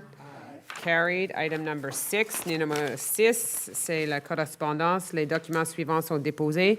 Liste des règlements adoptés par l'Assemblée ordinaire du Conseil d'agglomération le 24 octobre 2024. Copie certifiée des règlements 04 047 066, 04 047 267, 04 046 268, 04 047 271 et son annexe A, État comparatif 2024, projection et budget de la Ville de Montréal, budget de la Ville de Westmount, État financier comparatif 2023 et 2024 de la Ville de Westmount. 6.2, le procès-verbal du comité plénier, c'est Conseiller Peart. Councillor Peart. Merci, Madame la Mairesse. Oops, sorry, wrong one. The minutes of the General Committee of the Council meetings held on September 9th of 2024 and September 23rd of 2024 are tabled and are available on the city's website. Thank you. 6.3, le procès-verbal de la Commission des finances et de l'administration, Conseiller Chamy.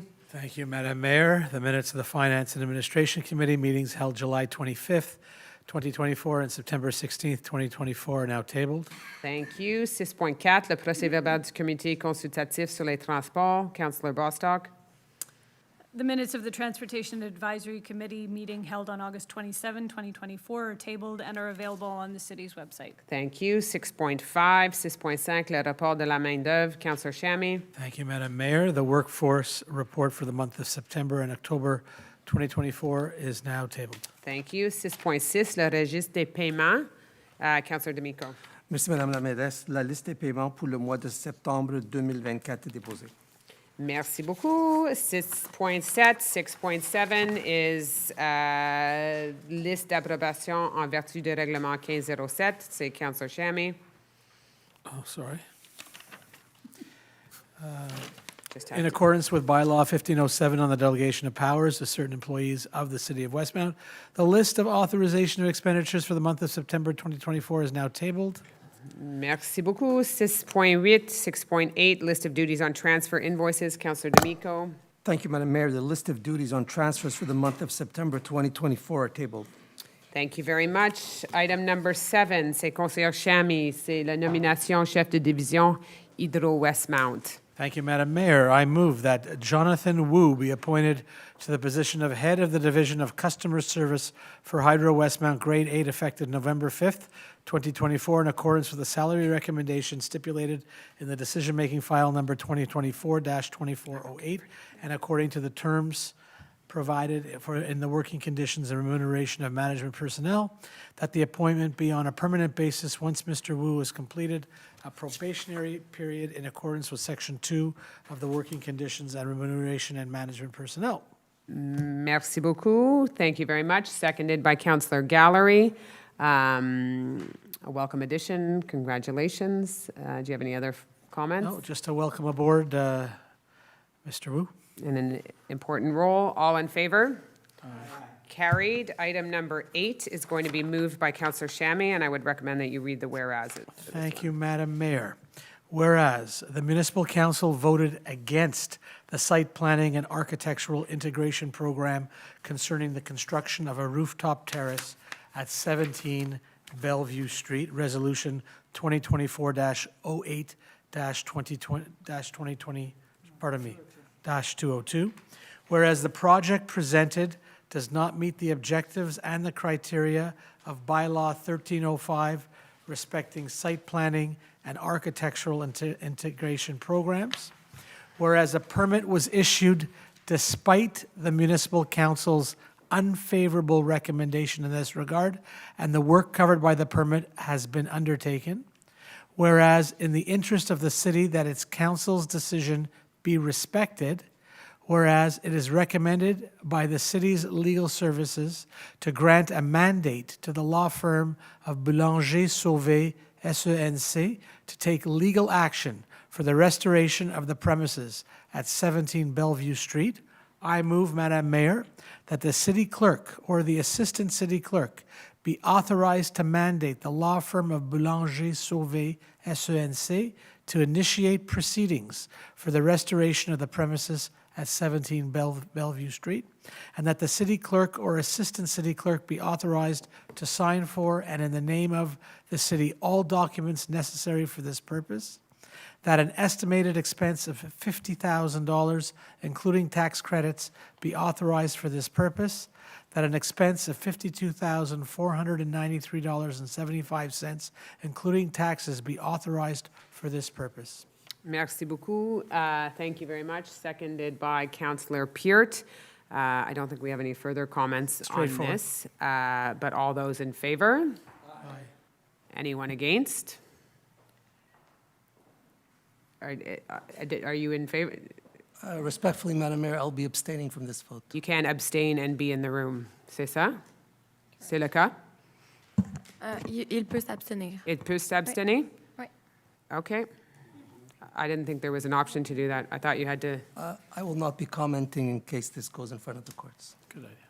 Okay, c'est bon. Donc, majority, the motion is passed. Numéro 9, 2025 schedule for the regular council sittings. Councillor Peart. Merci, Madame la mairesse.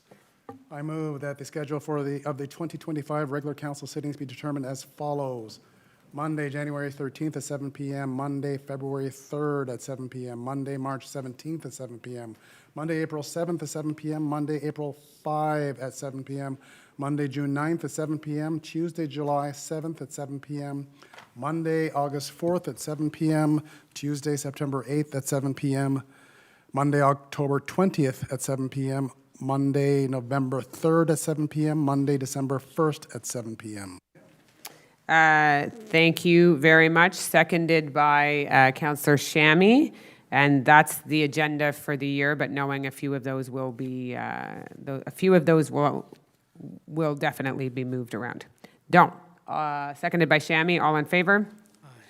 Carried. Item number 10, numéro 10, c'est la radiation des comptes clients en souffrance d'Hydro-Westmount. Et c'est Monsieur Shammy encore, Councillor Shammy. Thank you, Madam Mayor. Whereas Hydro-Westmount has registered a total of $30,974.11 in bad debts for its 2021 operating year in its 2024 budget, whereas council may write off debts owed to the city. Whereas the accounts receivable, which are the subject of this request for authorization, have been entrusted to collection procedures without success, I move, Madam Mayor, that the lists of Hydro-Westmount's unpaid customer accounts for the year 2021 attached hereto be written off in the amount of $30,974.11 without taxes. Sorry, thank you very much. Seconded by Councillor D'Amico. All in favor? Aye. Carried. Item 11, appropriation, rebalancing of surplus accounts. Is Councillor D'Amico? Thank you, Madam Mayor. I move that an amount of $1.4 million from the unappropriated surplus be allocated to the pay-as-you-go capital projects account to cover the execution of the letter of guarantee for 4014-4022 St. Catherine Street, resolution number 2018-02-33 and 2023-03-67. Thank you very much. Seconded by Councillor Peart. Any further comments? Oh, sorry. You know what? That's not going to be seconded by Councillor Peart. That's going to be seconded by Councillor Kez. Apologies. You get to second that. Do we want to add any further comments? No? Oh, we'll leave it at that. Lorene will comment later with you. All in favor? Aye. Carried. Item number 12, call for public tenders, purchase of detachable snow blower. Councillor Bostock. I move to authorize an expenditure in the amount of $264,808.61, including tax credits, for the purchase of a detachable snow blower, public tender number PUB 2024-029, to award to Vol Inc. The contract for this purpose had its bid price for a maximum amount of $264,808.61, including taxes, the whole in conformity with the contractual documents of the public call for tenders, PUB 2024-029, and to allocate this expenditure in accordance with the financial information included in the decision-making file number 2024-2394. Thank you very much. Seconded by Councillor Gallery. I think that's fairly straightforward. All in favor? Aye. Carried. Item number 13, numéro 13, modification d'un contrat, service professionnel, élaboration d'un plan particulier d'urbanisme, PPU, pour le secteur sud-est de Westmount. Modification to a contract, I'll read it in English as well.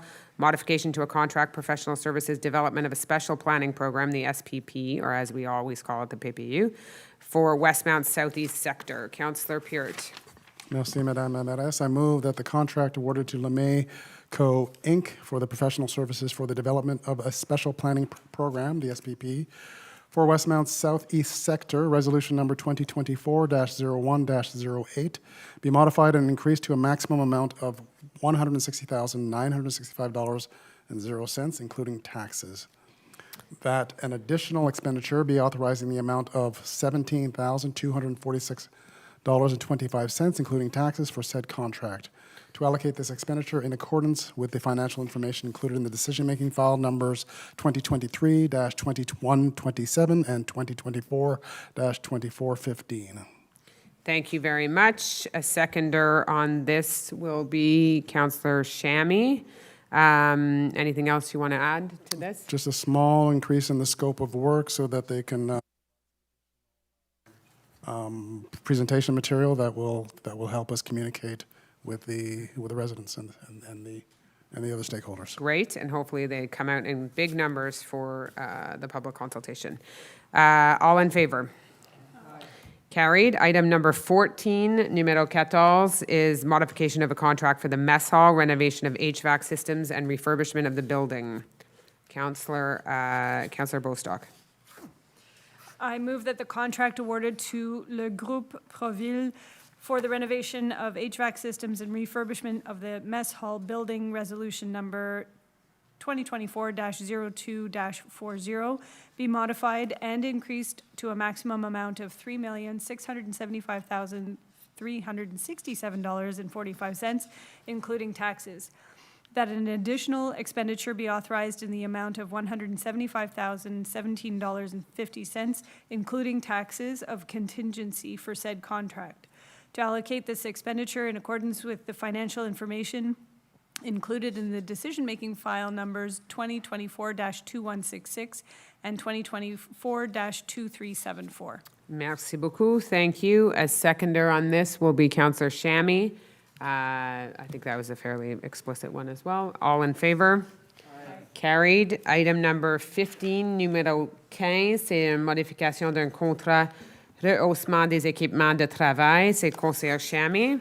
Thank you, Madam Mayor. I move that the contract awarded to ASN Inc. for the upgrading of IT work equipment, Resolution 2024-0359, be modified and increased to a maximum amount of $101,406.11, including taxes, that an additional expenditure should be authorized in the amount of $11,557.29, including taxes for said contract, and to allocate this expenditure in accordance with the financial information included in the decision-making file 2024-2169 and 2024-2396. Thank you very much. Seconded by Councillor D'Amico. All in favor? Aye. Carried. Did you have any further comments on that? Straightforward. Carried. Item number 16 is as well a modification to a contract, the purchasing of parts. Is Councillor Bostock. I move that the contract awarded to Cubex Limited for the purchase of specialized street sweeper parts for the 2024 season, purchase order number 029625, be modified and increased to a maximum amount of $74,732.60, including taxes.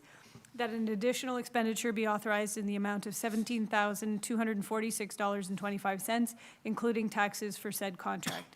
And to allocate this expenditure in accordance with the financial information included in the decision-making file 2024-2381.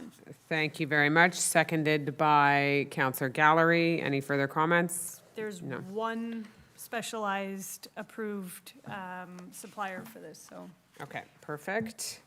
Item number, that is Councillor Bostock, so seconded by Councillor Gallery. All in favor? Carried. Item number 17 is, again, Councillor Bostock, is modification to d'un contrat achat de pièces d'auto. I move that the contract awarded to Napa St. Henry for the purchasing of car parts, purchase order number 029947, be modified and increased to a maximum amount of $77,388.22, including taxes. That an additional expenditure be authorized in the amount of $28,743.75, including taxes, for said contract, and to allocate this expenditure in accordance with the financial information included in the decision-making file number 2024-2405. Thank you very much. A seconder on this will be Councillor Gallery. Any further comments? No? All in favor? Carried. Number 18 is again Councillor Bostock. C'est 18, c'est annulation et octroi, contrat d'achat regroupé avec la Ville de Montréal, celle de déglaçage pour la saison d'hiver 2024-2025.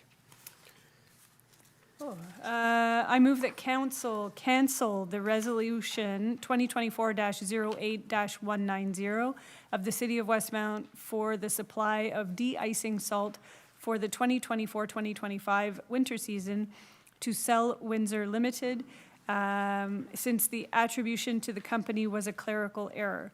That within the framework of the group purchase contract with the Ville de Montréal, call for tenders CS-2024-2025, the offer from Compass Minerals Canada Corporation be accepted for a total amount of $1,055,930.40, including taxes for the City of Westmount, and to allocate this expenditure in accordance with the financial information included in the decision-making file number 2024-2398. Thank you very much. A seconder on this will be Councillor D'Amico. Do you have any further comments on it? It's a change. It's Just a change in company name, nothing, no changes otherwise. Okay, all in favor?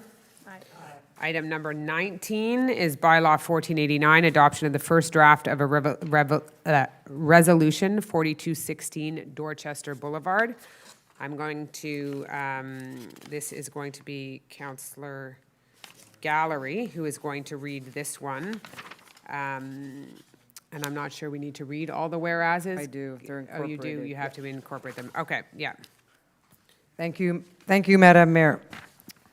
Whereas the City of Westmount has adopted Bylaw 1489 concerning specific construction, alteration, and occupancy proposals for an immovable SCAOPI of the City of Westmount allows the municipal council, according to certain criteria and subject to conditions that it determines, to authorize a SCOPI on the territory of the City of Westmount. Whereas an application has been filed pursuant to Bylaw 1489 for the building located at 4216 Dorchester Boulevard on Lot 4142956 of the Quebec Cadastre. Whereas in order to be approved, all SCOPI applications must comply with the objective of the City of Westmount's master plan, whereas the construction project as proposed in the present application was previously authorized by the Municipal Council on January 16th, 2023, Resolution Number 2023-01-14, whereas under Section 5.3 of Bylaw Number 1489, any resolution becomes null and void if the project has not been carried out or is not in the process of being carried out within 18 months. Whereas the owners were unable to meet the prescribed deadline, notably due to financial reasons. Whereas the resolution number 2023-01-14 became null and void as of July 16, 2024, and that a new application has been submitted for the execution of the project. Whereas the Planning Advisory Committee has made a favorable recommendation regarding the project at its meeting held on October 3rd, 2024, the minutes of which were deposited with the Municipal Council at its meeting of November 4th, 2024. I move, Madam Mayor, that the above preamble be made an integral part of this resolution. That the Municipal Council of the City of Westmount adopt, pursuant to Bylaw 1489, entitled Bylaw Concerning Specific Construction, Alteration, or Occupancy Proposals for an Immovable SCOPI of the City of Westmount, a resolution to grant the application for authorization for a specific construction, alteration, or occupancy project for the immovable bearing the civic address 4216 Dorchester Boulevard on Lot 4142956 of the Quebec Cadastre, herein referred to as the immovable. That the resolution thus adopted have the following effect on the immovable. A, grant a variance to bylaw number 1303 of the City of Westmount entitled Zoning Bylaw by allowing, notwithstanding the maximum height of 35 feet 0 inches permitted for a building appearing in a physical and spatial specifications grid for the zone R6-35-01 of the zoning plan, a building with a maximum height of 59 feet 0 inches. B, grant a variance to bylaw number 1303 of the City of Westmount entitled Zoning Bylaw by allowing, notwithstanding the maximum height of 3 stories authorized by the maximum height of a building appearing in the physical and spatial specifications grid for zone R6-35-01 of the zoning plan, a building with a maximum height of 5 stories. C, grant a variance to bylaw number 1303 of the City of Westmount entitled zoning bylaw by allowing, notwithstanding the maximum floor area ratio of 2 allowed in the physical and spatial specifications grid for zone R6-35-01 of the zoning plan, a floor ratio of 2.35. D, grant a variance to bylaw number 1303 of the City of Westmount entitled zoning bylaw by allowing, notwithstanding the maximum site ratio of 65% permitted in the physical and spatial specifications grid for zone R6-35-01 of the zoning plan, a site ratio of 66%.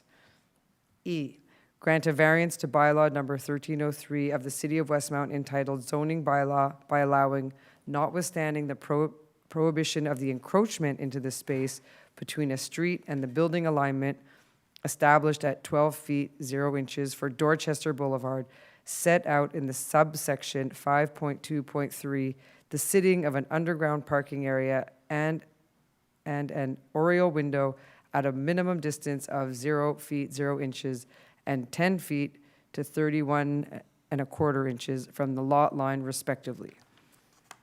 F, grant a variance to bylaw number 1303 of the City of Westmount entitled zoning bylaw by allowing, notwithstanding the requirement of a length of 22 feet 0 inches for the maneuvering area between or in front of parking spaces required in Article 5.5.3.2, a maneuvering area ranging from 19 feet to 13/4 to 21 feet to 71/4 inches for parking spaces. The whole according to the plan submitted and the information contained in the decision-making file number 2024-2397, subject to the following conditions. 1, that the agreement of spaces available for the community dated November 30th, 2023, between the owner of the immovable and the city under resolution number 2023-01-14 be renewed, and that an addendum to said agreement be finalized prior to the issuance of the building permit. 2, that the present authorization given by the municipal council shall not have the effect of exempting the applicant from having to obtain, where applicable, any other permit, certificate, authorization, or approval that may be required under the law or municipal bylaws to carry out the project. And finally, that the city clerk or the assistant city clerk be authorized to sign on behalf of the city a renewed agreement with the owner under the same conditions as those of the agreement dated November 30th, 2023, and provided for in resolution number 2023-01-14. Thank you very much for the very detailed program. You want to second this, Councillor Kez or Councillor Peart? I could second it, but I have a little comment to it. Can I add that there's a public consultation on the 25th of November? Yes, on the 25th of November, which is a required element of this. This is the exact same project that had been proposed, approved, and approved by council, but it was not built within the time frame that was in the permit. So this is a necessary step, an unfortunate one, but a necessary step within the law that the permit had a date on it, and that date has passed. So, Councillor Peart, you want to add anything to that? But it is the exact same project, but seconded by Councillor Kez. All in favor? Carried. Item number 20 is the denial of a site planning and architectural integration program, SPAIP, is 44 Roxborough. Councillor Peart. Merci, Madame la Mairesse. Whereas the minutes of the regular meeting of the Planning Advisory Committee, the PAC, held on October 1st and 3rd of 2024 were tabled at this sitting, whereas the main role of the PAC is to analyze and give recommendations on any requests that must be submitted to it in accordance with the Act respecting land use, planning and development, CQLR, Chapter A-19.1, and on any other application in matters of land use, planning and development that is submitted to it by council. Whereas an application has been submitted by the applicant under bylaw 1305 on site planning and architectural integration programs, whereas said application does not meet the objectives and criteria of bylaw 1305, whereas the PAC has issued an unfavorable recommendation regarding said application, as stated in the minutes of its regular meeting held on October 1st and 3rd of 2024 under item CCU 24-09.37 of the agenda of said meeting. Whereas according to bylaw 1305 on site planning and architectural integration programs, the SPAIP, of the City of Westmount, Council must decide on the recommendations of the committee by way of resolution. I move that the Municipal Council act on the unfavorable recommendation of the Planning Advisory Committee, the PAC, as set out in the minutes of its regular meeting held on October 1st and 3rd of 2024 under item PAC 24-09.37 of the agenda of said meeting, and refuse the site planning and architectural integration program conditions for the issuance of a permit in accordance with the plans and documents submitted with the request for permit 2024-01001-SPAIP 2024-03247 for the landscaping of the entrance and the pedestrian walkway, that these plans and documents be attached to this resolution to form an integral part hereof. Thank you very much. Seconded by Councillor Gallery. As with any denial of a permit, it is separate from the approval of the permit. You know, we approve those in sort of a batch, you could say, but when it's a denial, we single it out. So any further comments? No? No comment for what is All already. in favor? Anyone against? Item is moved. Thank you. Now we move to item number 21 is also, again, Councillor Peart, is the tabling of the Planning Advisory Committee minutes. Merci, Madame la mairesse. Je propose que le Conseil prenne acte et accepte le dépôt des procès-verbaux du Comité consultatif d'urbanisme, le CCI, pour les assemblées suivantes. Assemblée régulière, le P.I.I.A, tenu le 1er et 3 octobre 2024. Assemblée extraordinaire portant sur une demande de dérogation mineure, tenue le 1er octobre 2024. Assemblée extraordinaire portant sur une demande de PPC-moi, tenue le 3 octobre 2024. Merci beaucoup. Appuyé par par Conseil Gallery. All in favor? Carried. Item number 22, approval of site planning and architectural integration programs. This will be, well, I don't think you, do you have to leave? You do have to leave? They are going to recuse themselves considering they have Yes, we do. permits on this list. So I will ask Councillor Peart to move this motion. I will wait. All very, Above board. they're all very above board. They have left the room. Councillor Peart. I move that the Municipal Council act on the recommendations of the Planning Advisory Committee, the PAC, as set out in the minutes of its regular meeting held on October 1st and 3rd of 2024, and approve, with respect to each of them, the plans and permit conditions attached to the items listed below, as assessed in accordance with bylaw 1305 on site planning and architectural integration programs. Thank you very much. Seconded by Councillor Roux. Would you like to second that? Anything you want to highlight? It's a lot of windows and doors. That is the case. And one extension that's more than, Right, or a couple bigger extensions. Okay.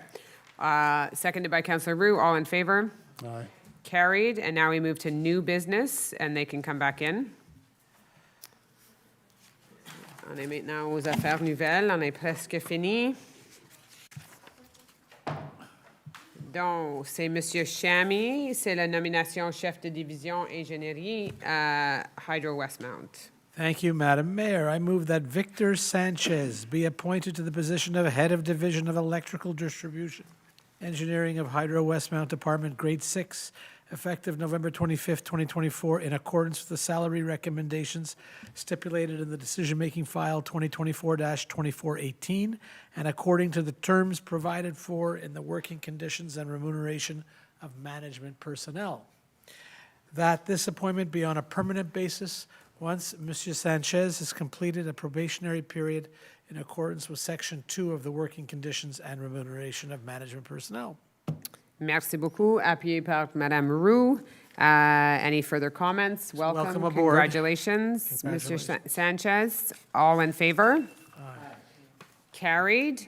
Item number 23.2 is again Councillor Chamy, and this is a termination of an employee number 96423. Thank you, Madam Mayor. I move that the City of Westmount dismiss for cause employee number 96423 as of November 4th, 2024, in accordance with the recommendation signed by the Director General.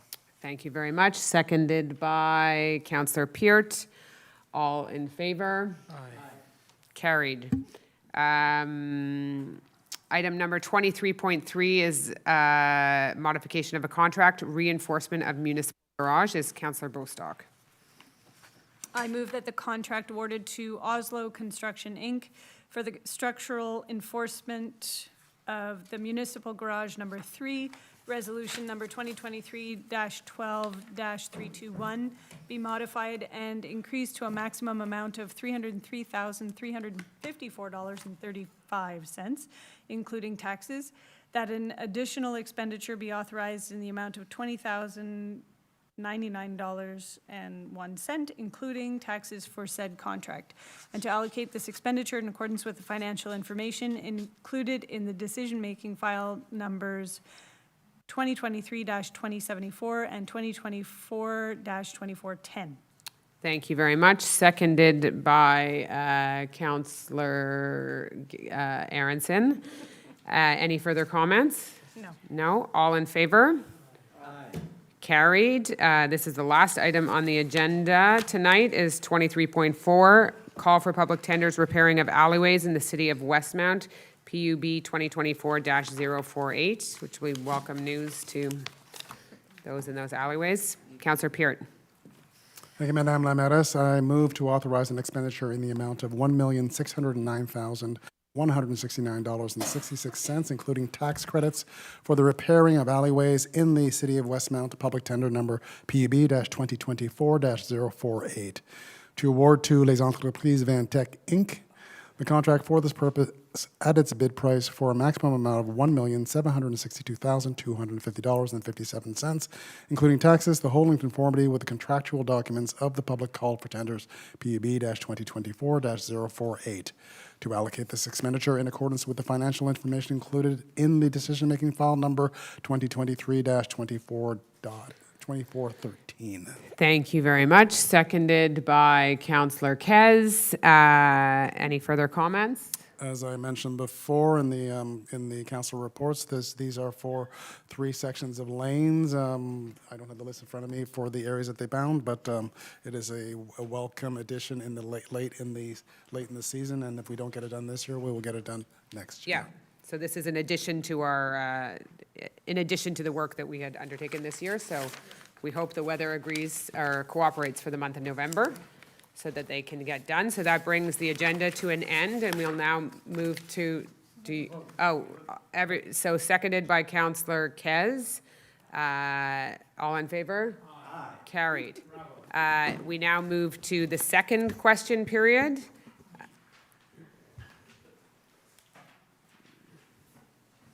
Thank you very much for having started Welcome.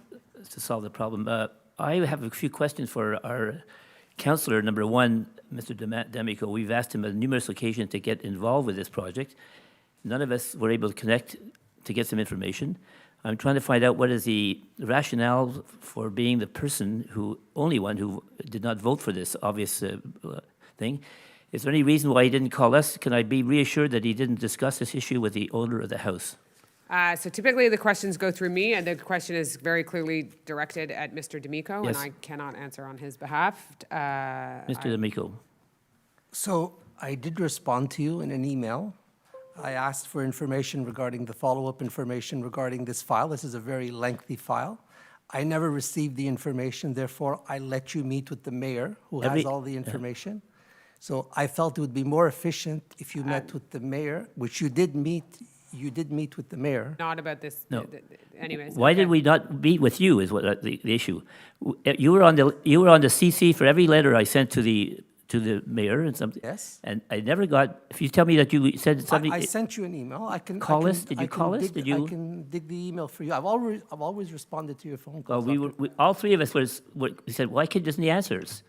And second of all, what is the rationale? Councilor, I've always answered your phone calls. I've always answered your emails. We were unhappy. The last email. We had tried many times. But You could respectfully, Dr. Kaiserling, I asked for background information from the administration, which I never received. Therefore, I can't meet with you not on if I this don't issue. have. No. It's simple to come Not to on our this house. call us together. I'm going to tell you, I want to help you guys. So you, I can provide you with the email, Dr. Kaiserlink. I have nothing to hide. well, I don't think that, did you get any emails from the? Absolutely, yes. No, Okay, it's- so it's that's one let's question forget- at a time, but any issues on this, any discussions on this file have been, all the information Yeah. has been provided to So all of council in let's- our general committee The meetings. second question, what is the rationale for being the only person who did not vote for this? And second of all, did you discuss this with the owner of the house? Well, we never got discussion, not at all. No. Never. I don't know who the owner is. I never met with the owner of the house. Okay. So can you give us a rationale for why you were not voting like everybody else? That something that was obviously a serious issue? It is a very serious issue. It's obvious that a mistake was made.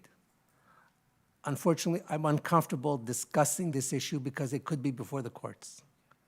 Well, we've been discussing this all evening, so. Okay. Okay. I think that's the answer you're going to get out of him too. I think that's the answer. Next question, please. Hi, my name is Jessica Winton. I'll throw a few softball questions first. Well, you have a question and a follow-up question. Okay, then in that case, I will ask about the water main breakage shutting down the Green Line that was alleged to be in Westmount. Was it the water main that was previously worked on Green Avenue? No. And I like your terminology, alleged to be in Westmount. So there was a significant water incident, water break last week, last Friday afternoon or Friday morning. Over at 2:30? Yeah. But there was an accumulation of water that this STM had to shut down for. Okay. Yeah, had to shut the Green Line, which is very, very problematic, obviously, when the Green Line is shut, in particular around rush hour. But our water team worked very closely with the City of Montreal and as well with the STM to find, it was complicated, it was very deep. I appreciate that you're asking a question on this because it is, this was a significant issue. Yeah. And you know, we sometimes in social media, you see things and this was not one that was, that this was picked up, but it was significant. And they had fixed it. Then there became an issue again. And in dealing with Montreal, we called our water team back in, and they fixed it on Friday night. But it did take a while to drain the water. So it's not related to the work that was done on the roof of the metro. Okay. I would imagine the odds of an incident similar to this happening in the future are rather low, considering the upcoming capital works budget. Well, one would hope, but as I was saying before, our capital works budget is not going to is not tackling all the needs of the city, and it will be. People will be disappointed in all sorts of things because they won't get the project that they want done, or their street done, or their park done, or whatever it is. What we do know is that we need to, when we forecast out, we are going to need to spend more and more money on water infrastructure each year. Okay. A bit controversial, but have you thought of raising the value of land on people's property taxes to compensate for the funds that you're not receiving from the province? We are, we think Westmounters are, pay a significant amount of taxes to begin with, whether it be at any level, between the combination of the three levels of government, they are paying a significant amount. But what we do think is that the province and the federal government should step up more to support municipalities in this. And in the structure, the fiscal burden on municipalities is untenable right now for some of these infrastructure projects. But at the same time, do you think that the property taxes being equal for those who live in apartments versus single-family dwellings being equal, do you think that's fair in terms of the people living in single-family homes subsidizing the infrastructure costs onto those living in apartments? So that is a very loaded question that you're asking. I understand there. that, for sure. It's a complex one, but what we do, you know, that we have we have a bit of a different tax structure, where we have a very different tax structure in that you are taxed on the value of your house, or the value of your property, I should say. And so we work within we know that our pie is only going to be so big and that we have to work within that. And unfortunately, we are in an era right now where our needs and the work that absolutely needs to be done. None of these are projects that don't absolutely need to be done. We are not doing projects that we would love to do, that we need to do, and we know that they will get costlier going down, but we have a fixed amount of income. And I think or a fixed amount of revenue from taxes. I think there's much more creative ways that the province could help municipalities. One would be for other levels of government to ease the burden on public transit. Because while I live in Westmount and I ride the 24, I may also take a REM train to the South Shore to go to Distrant. But so some of that transportation doesn't know any bounds, but we pay a significant amount to that. If we could alleviate some of that spending, I believe in public transit. I think governments should pay for that. But we definitely need more support from other levels of government. And then follow-up, unrelated, this one's much softer, don't worry. Have you thought about using the Claremont Triangle as a site for a community garden, considering the capacity of the greenhouse and that area, considering it'll be safe from flooding? As a community garden, I think there'd be lots of opportunity for that triangle to have pollinator gardens and to look at it, but it's a great suggestion. Okay. And then very, very quick follow-up for Councillor Roux. I think we're really letting you ask a lot of questions. Okay. But I just asked about the board game suggestion for the library, if there's any follow-up to that. So I asked the person who's responsible for board games at the library, who's in the best position to answer you, and he hasn't gotten back to you? Okay. He hasn't, I guess, if you're asking me the question. Okay, so I'll bring it up with him again. Great. Thank you. Okay. Ms. Winton, just a small precision. You had mentioned about the changing the assessment of the properties. The assessment is not something that we control at the Westmount level. The property assessment is at the AGLO, the Ville de Montréal, the AGLO level. Oh, okay. So we don't determine what the valuation is of any property in Westmount. What we do, of course, is to determine what the rates are, we determine the tax rates, and we determine the various ratios of the tax rates. So, what we charge to commercial versus vacant lands versus single-family houses versus multifamily houses. Thank you. Next question. I know it's been a long night, so I just have two very quick questions.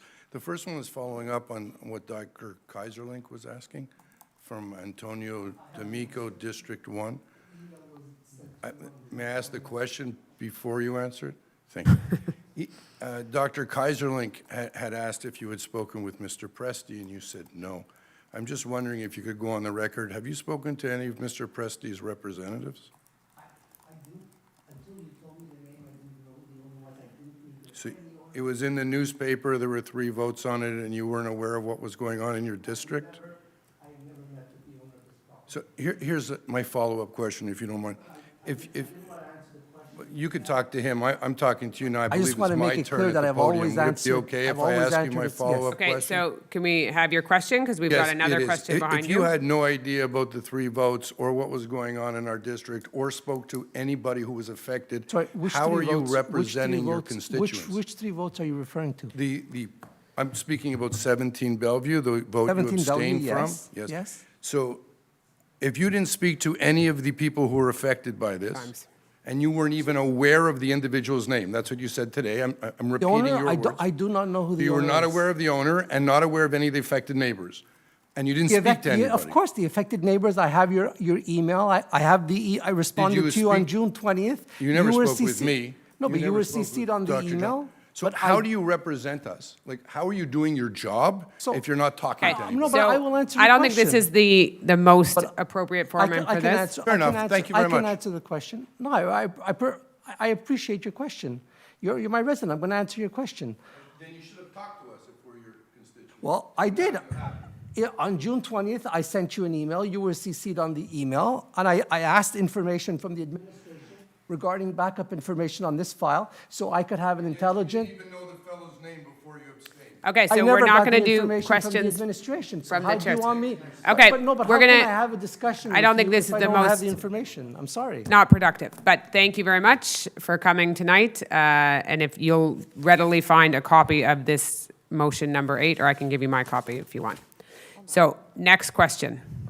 Kirk Polimenakos. And I think it's the Claremont Street. final question. I don't think anyone's so. behind. I left my house to go to a meeting in Laval, but then I looked at 7 o'clock. I said, I'll come here to join the audience because I read in the newspaper that you had a low attendance. So I said, I'll come in. For civic duty. I come in, yeah. My Don't believe question is everything you for read in the news. Councillor Pert. Do you know how much the project on Claremont will cost next year? Have you voted on this? Because I was reading about the loan that the city will take to do capital works. We do not have the project, Okay. so we do not have a specific cost for it. We pencil out a number in which we expect the project to come in at. And the project, of course, that number is an all-inclusive number.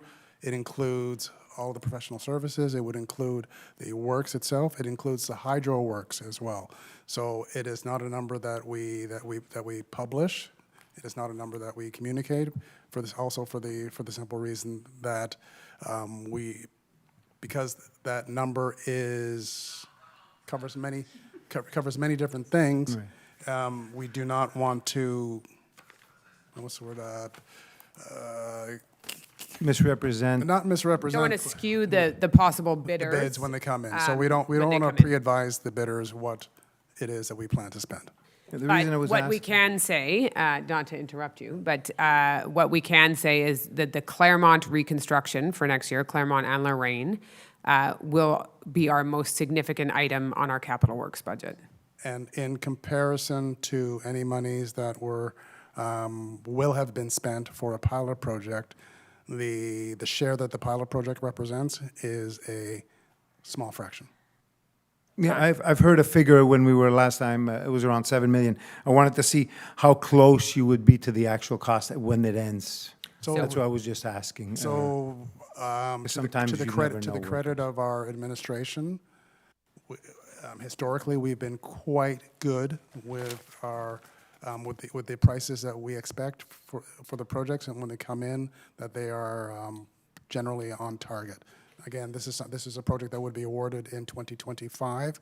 So we don't have a precise number for that, but I have confidence in our Yeah. administration that we'll be somewhere in that And in the ballpark. if a price comes in wildly over what we have budgeted, obviously we reflect on where we off, is the market changed, whatever it may be. And we saw a lot of this in the post-pandemic years, where there was a massive, spike in cost that has settled but has not necessarily come down.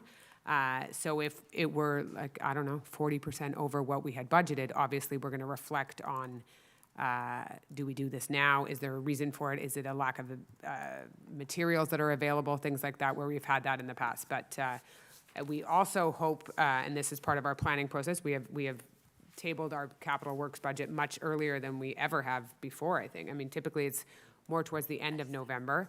Or mid to end of November, is that this allows our teams, by backing it up a little bit, allows our teams to go out to tender earlier, which can mean we're going out before larger municipalities, which means that we can have perhaps more people bidding because they don't have either all their other stuff lined up or they're not sure they're going to win contracts. So we do think that helps us. All right. Or we hope that it helps us. My second question, I see everybody has agendas, and I came earlier and I didn't get an agenda, and they said we're going paperless. And does that mean everybody goes paperless, or just we stay on our phones? Tonight, normally, unusually we are paper heavy tonight because we had a glitch with our online agenda for council, but Because I like the paper, sometimes I write notes. you can have one of these copies, but they have If a everyone lot- goes on their phone, everybody's going to be with their heads down during the meetings. Thank you. Okay, thank you for Have a coming. good night. Do we have any questions online? No? No. Okay, merci. The meeting is adjourned. Thank you, everyone.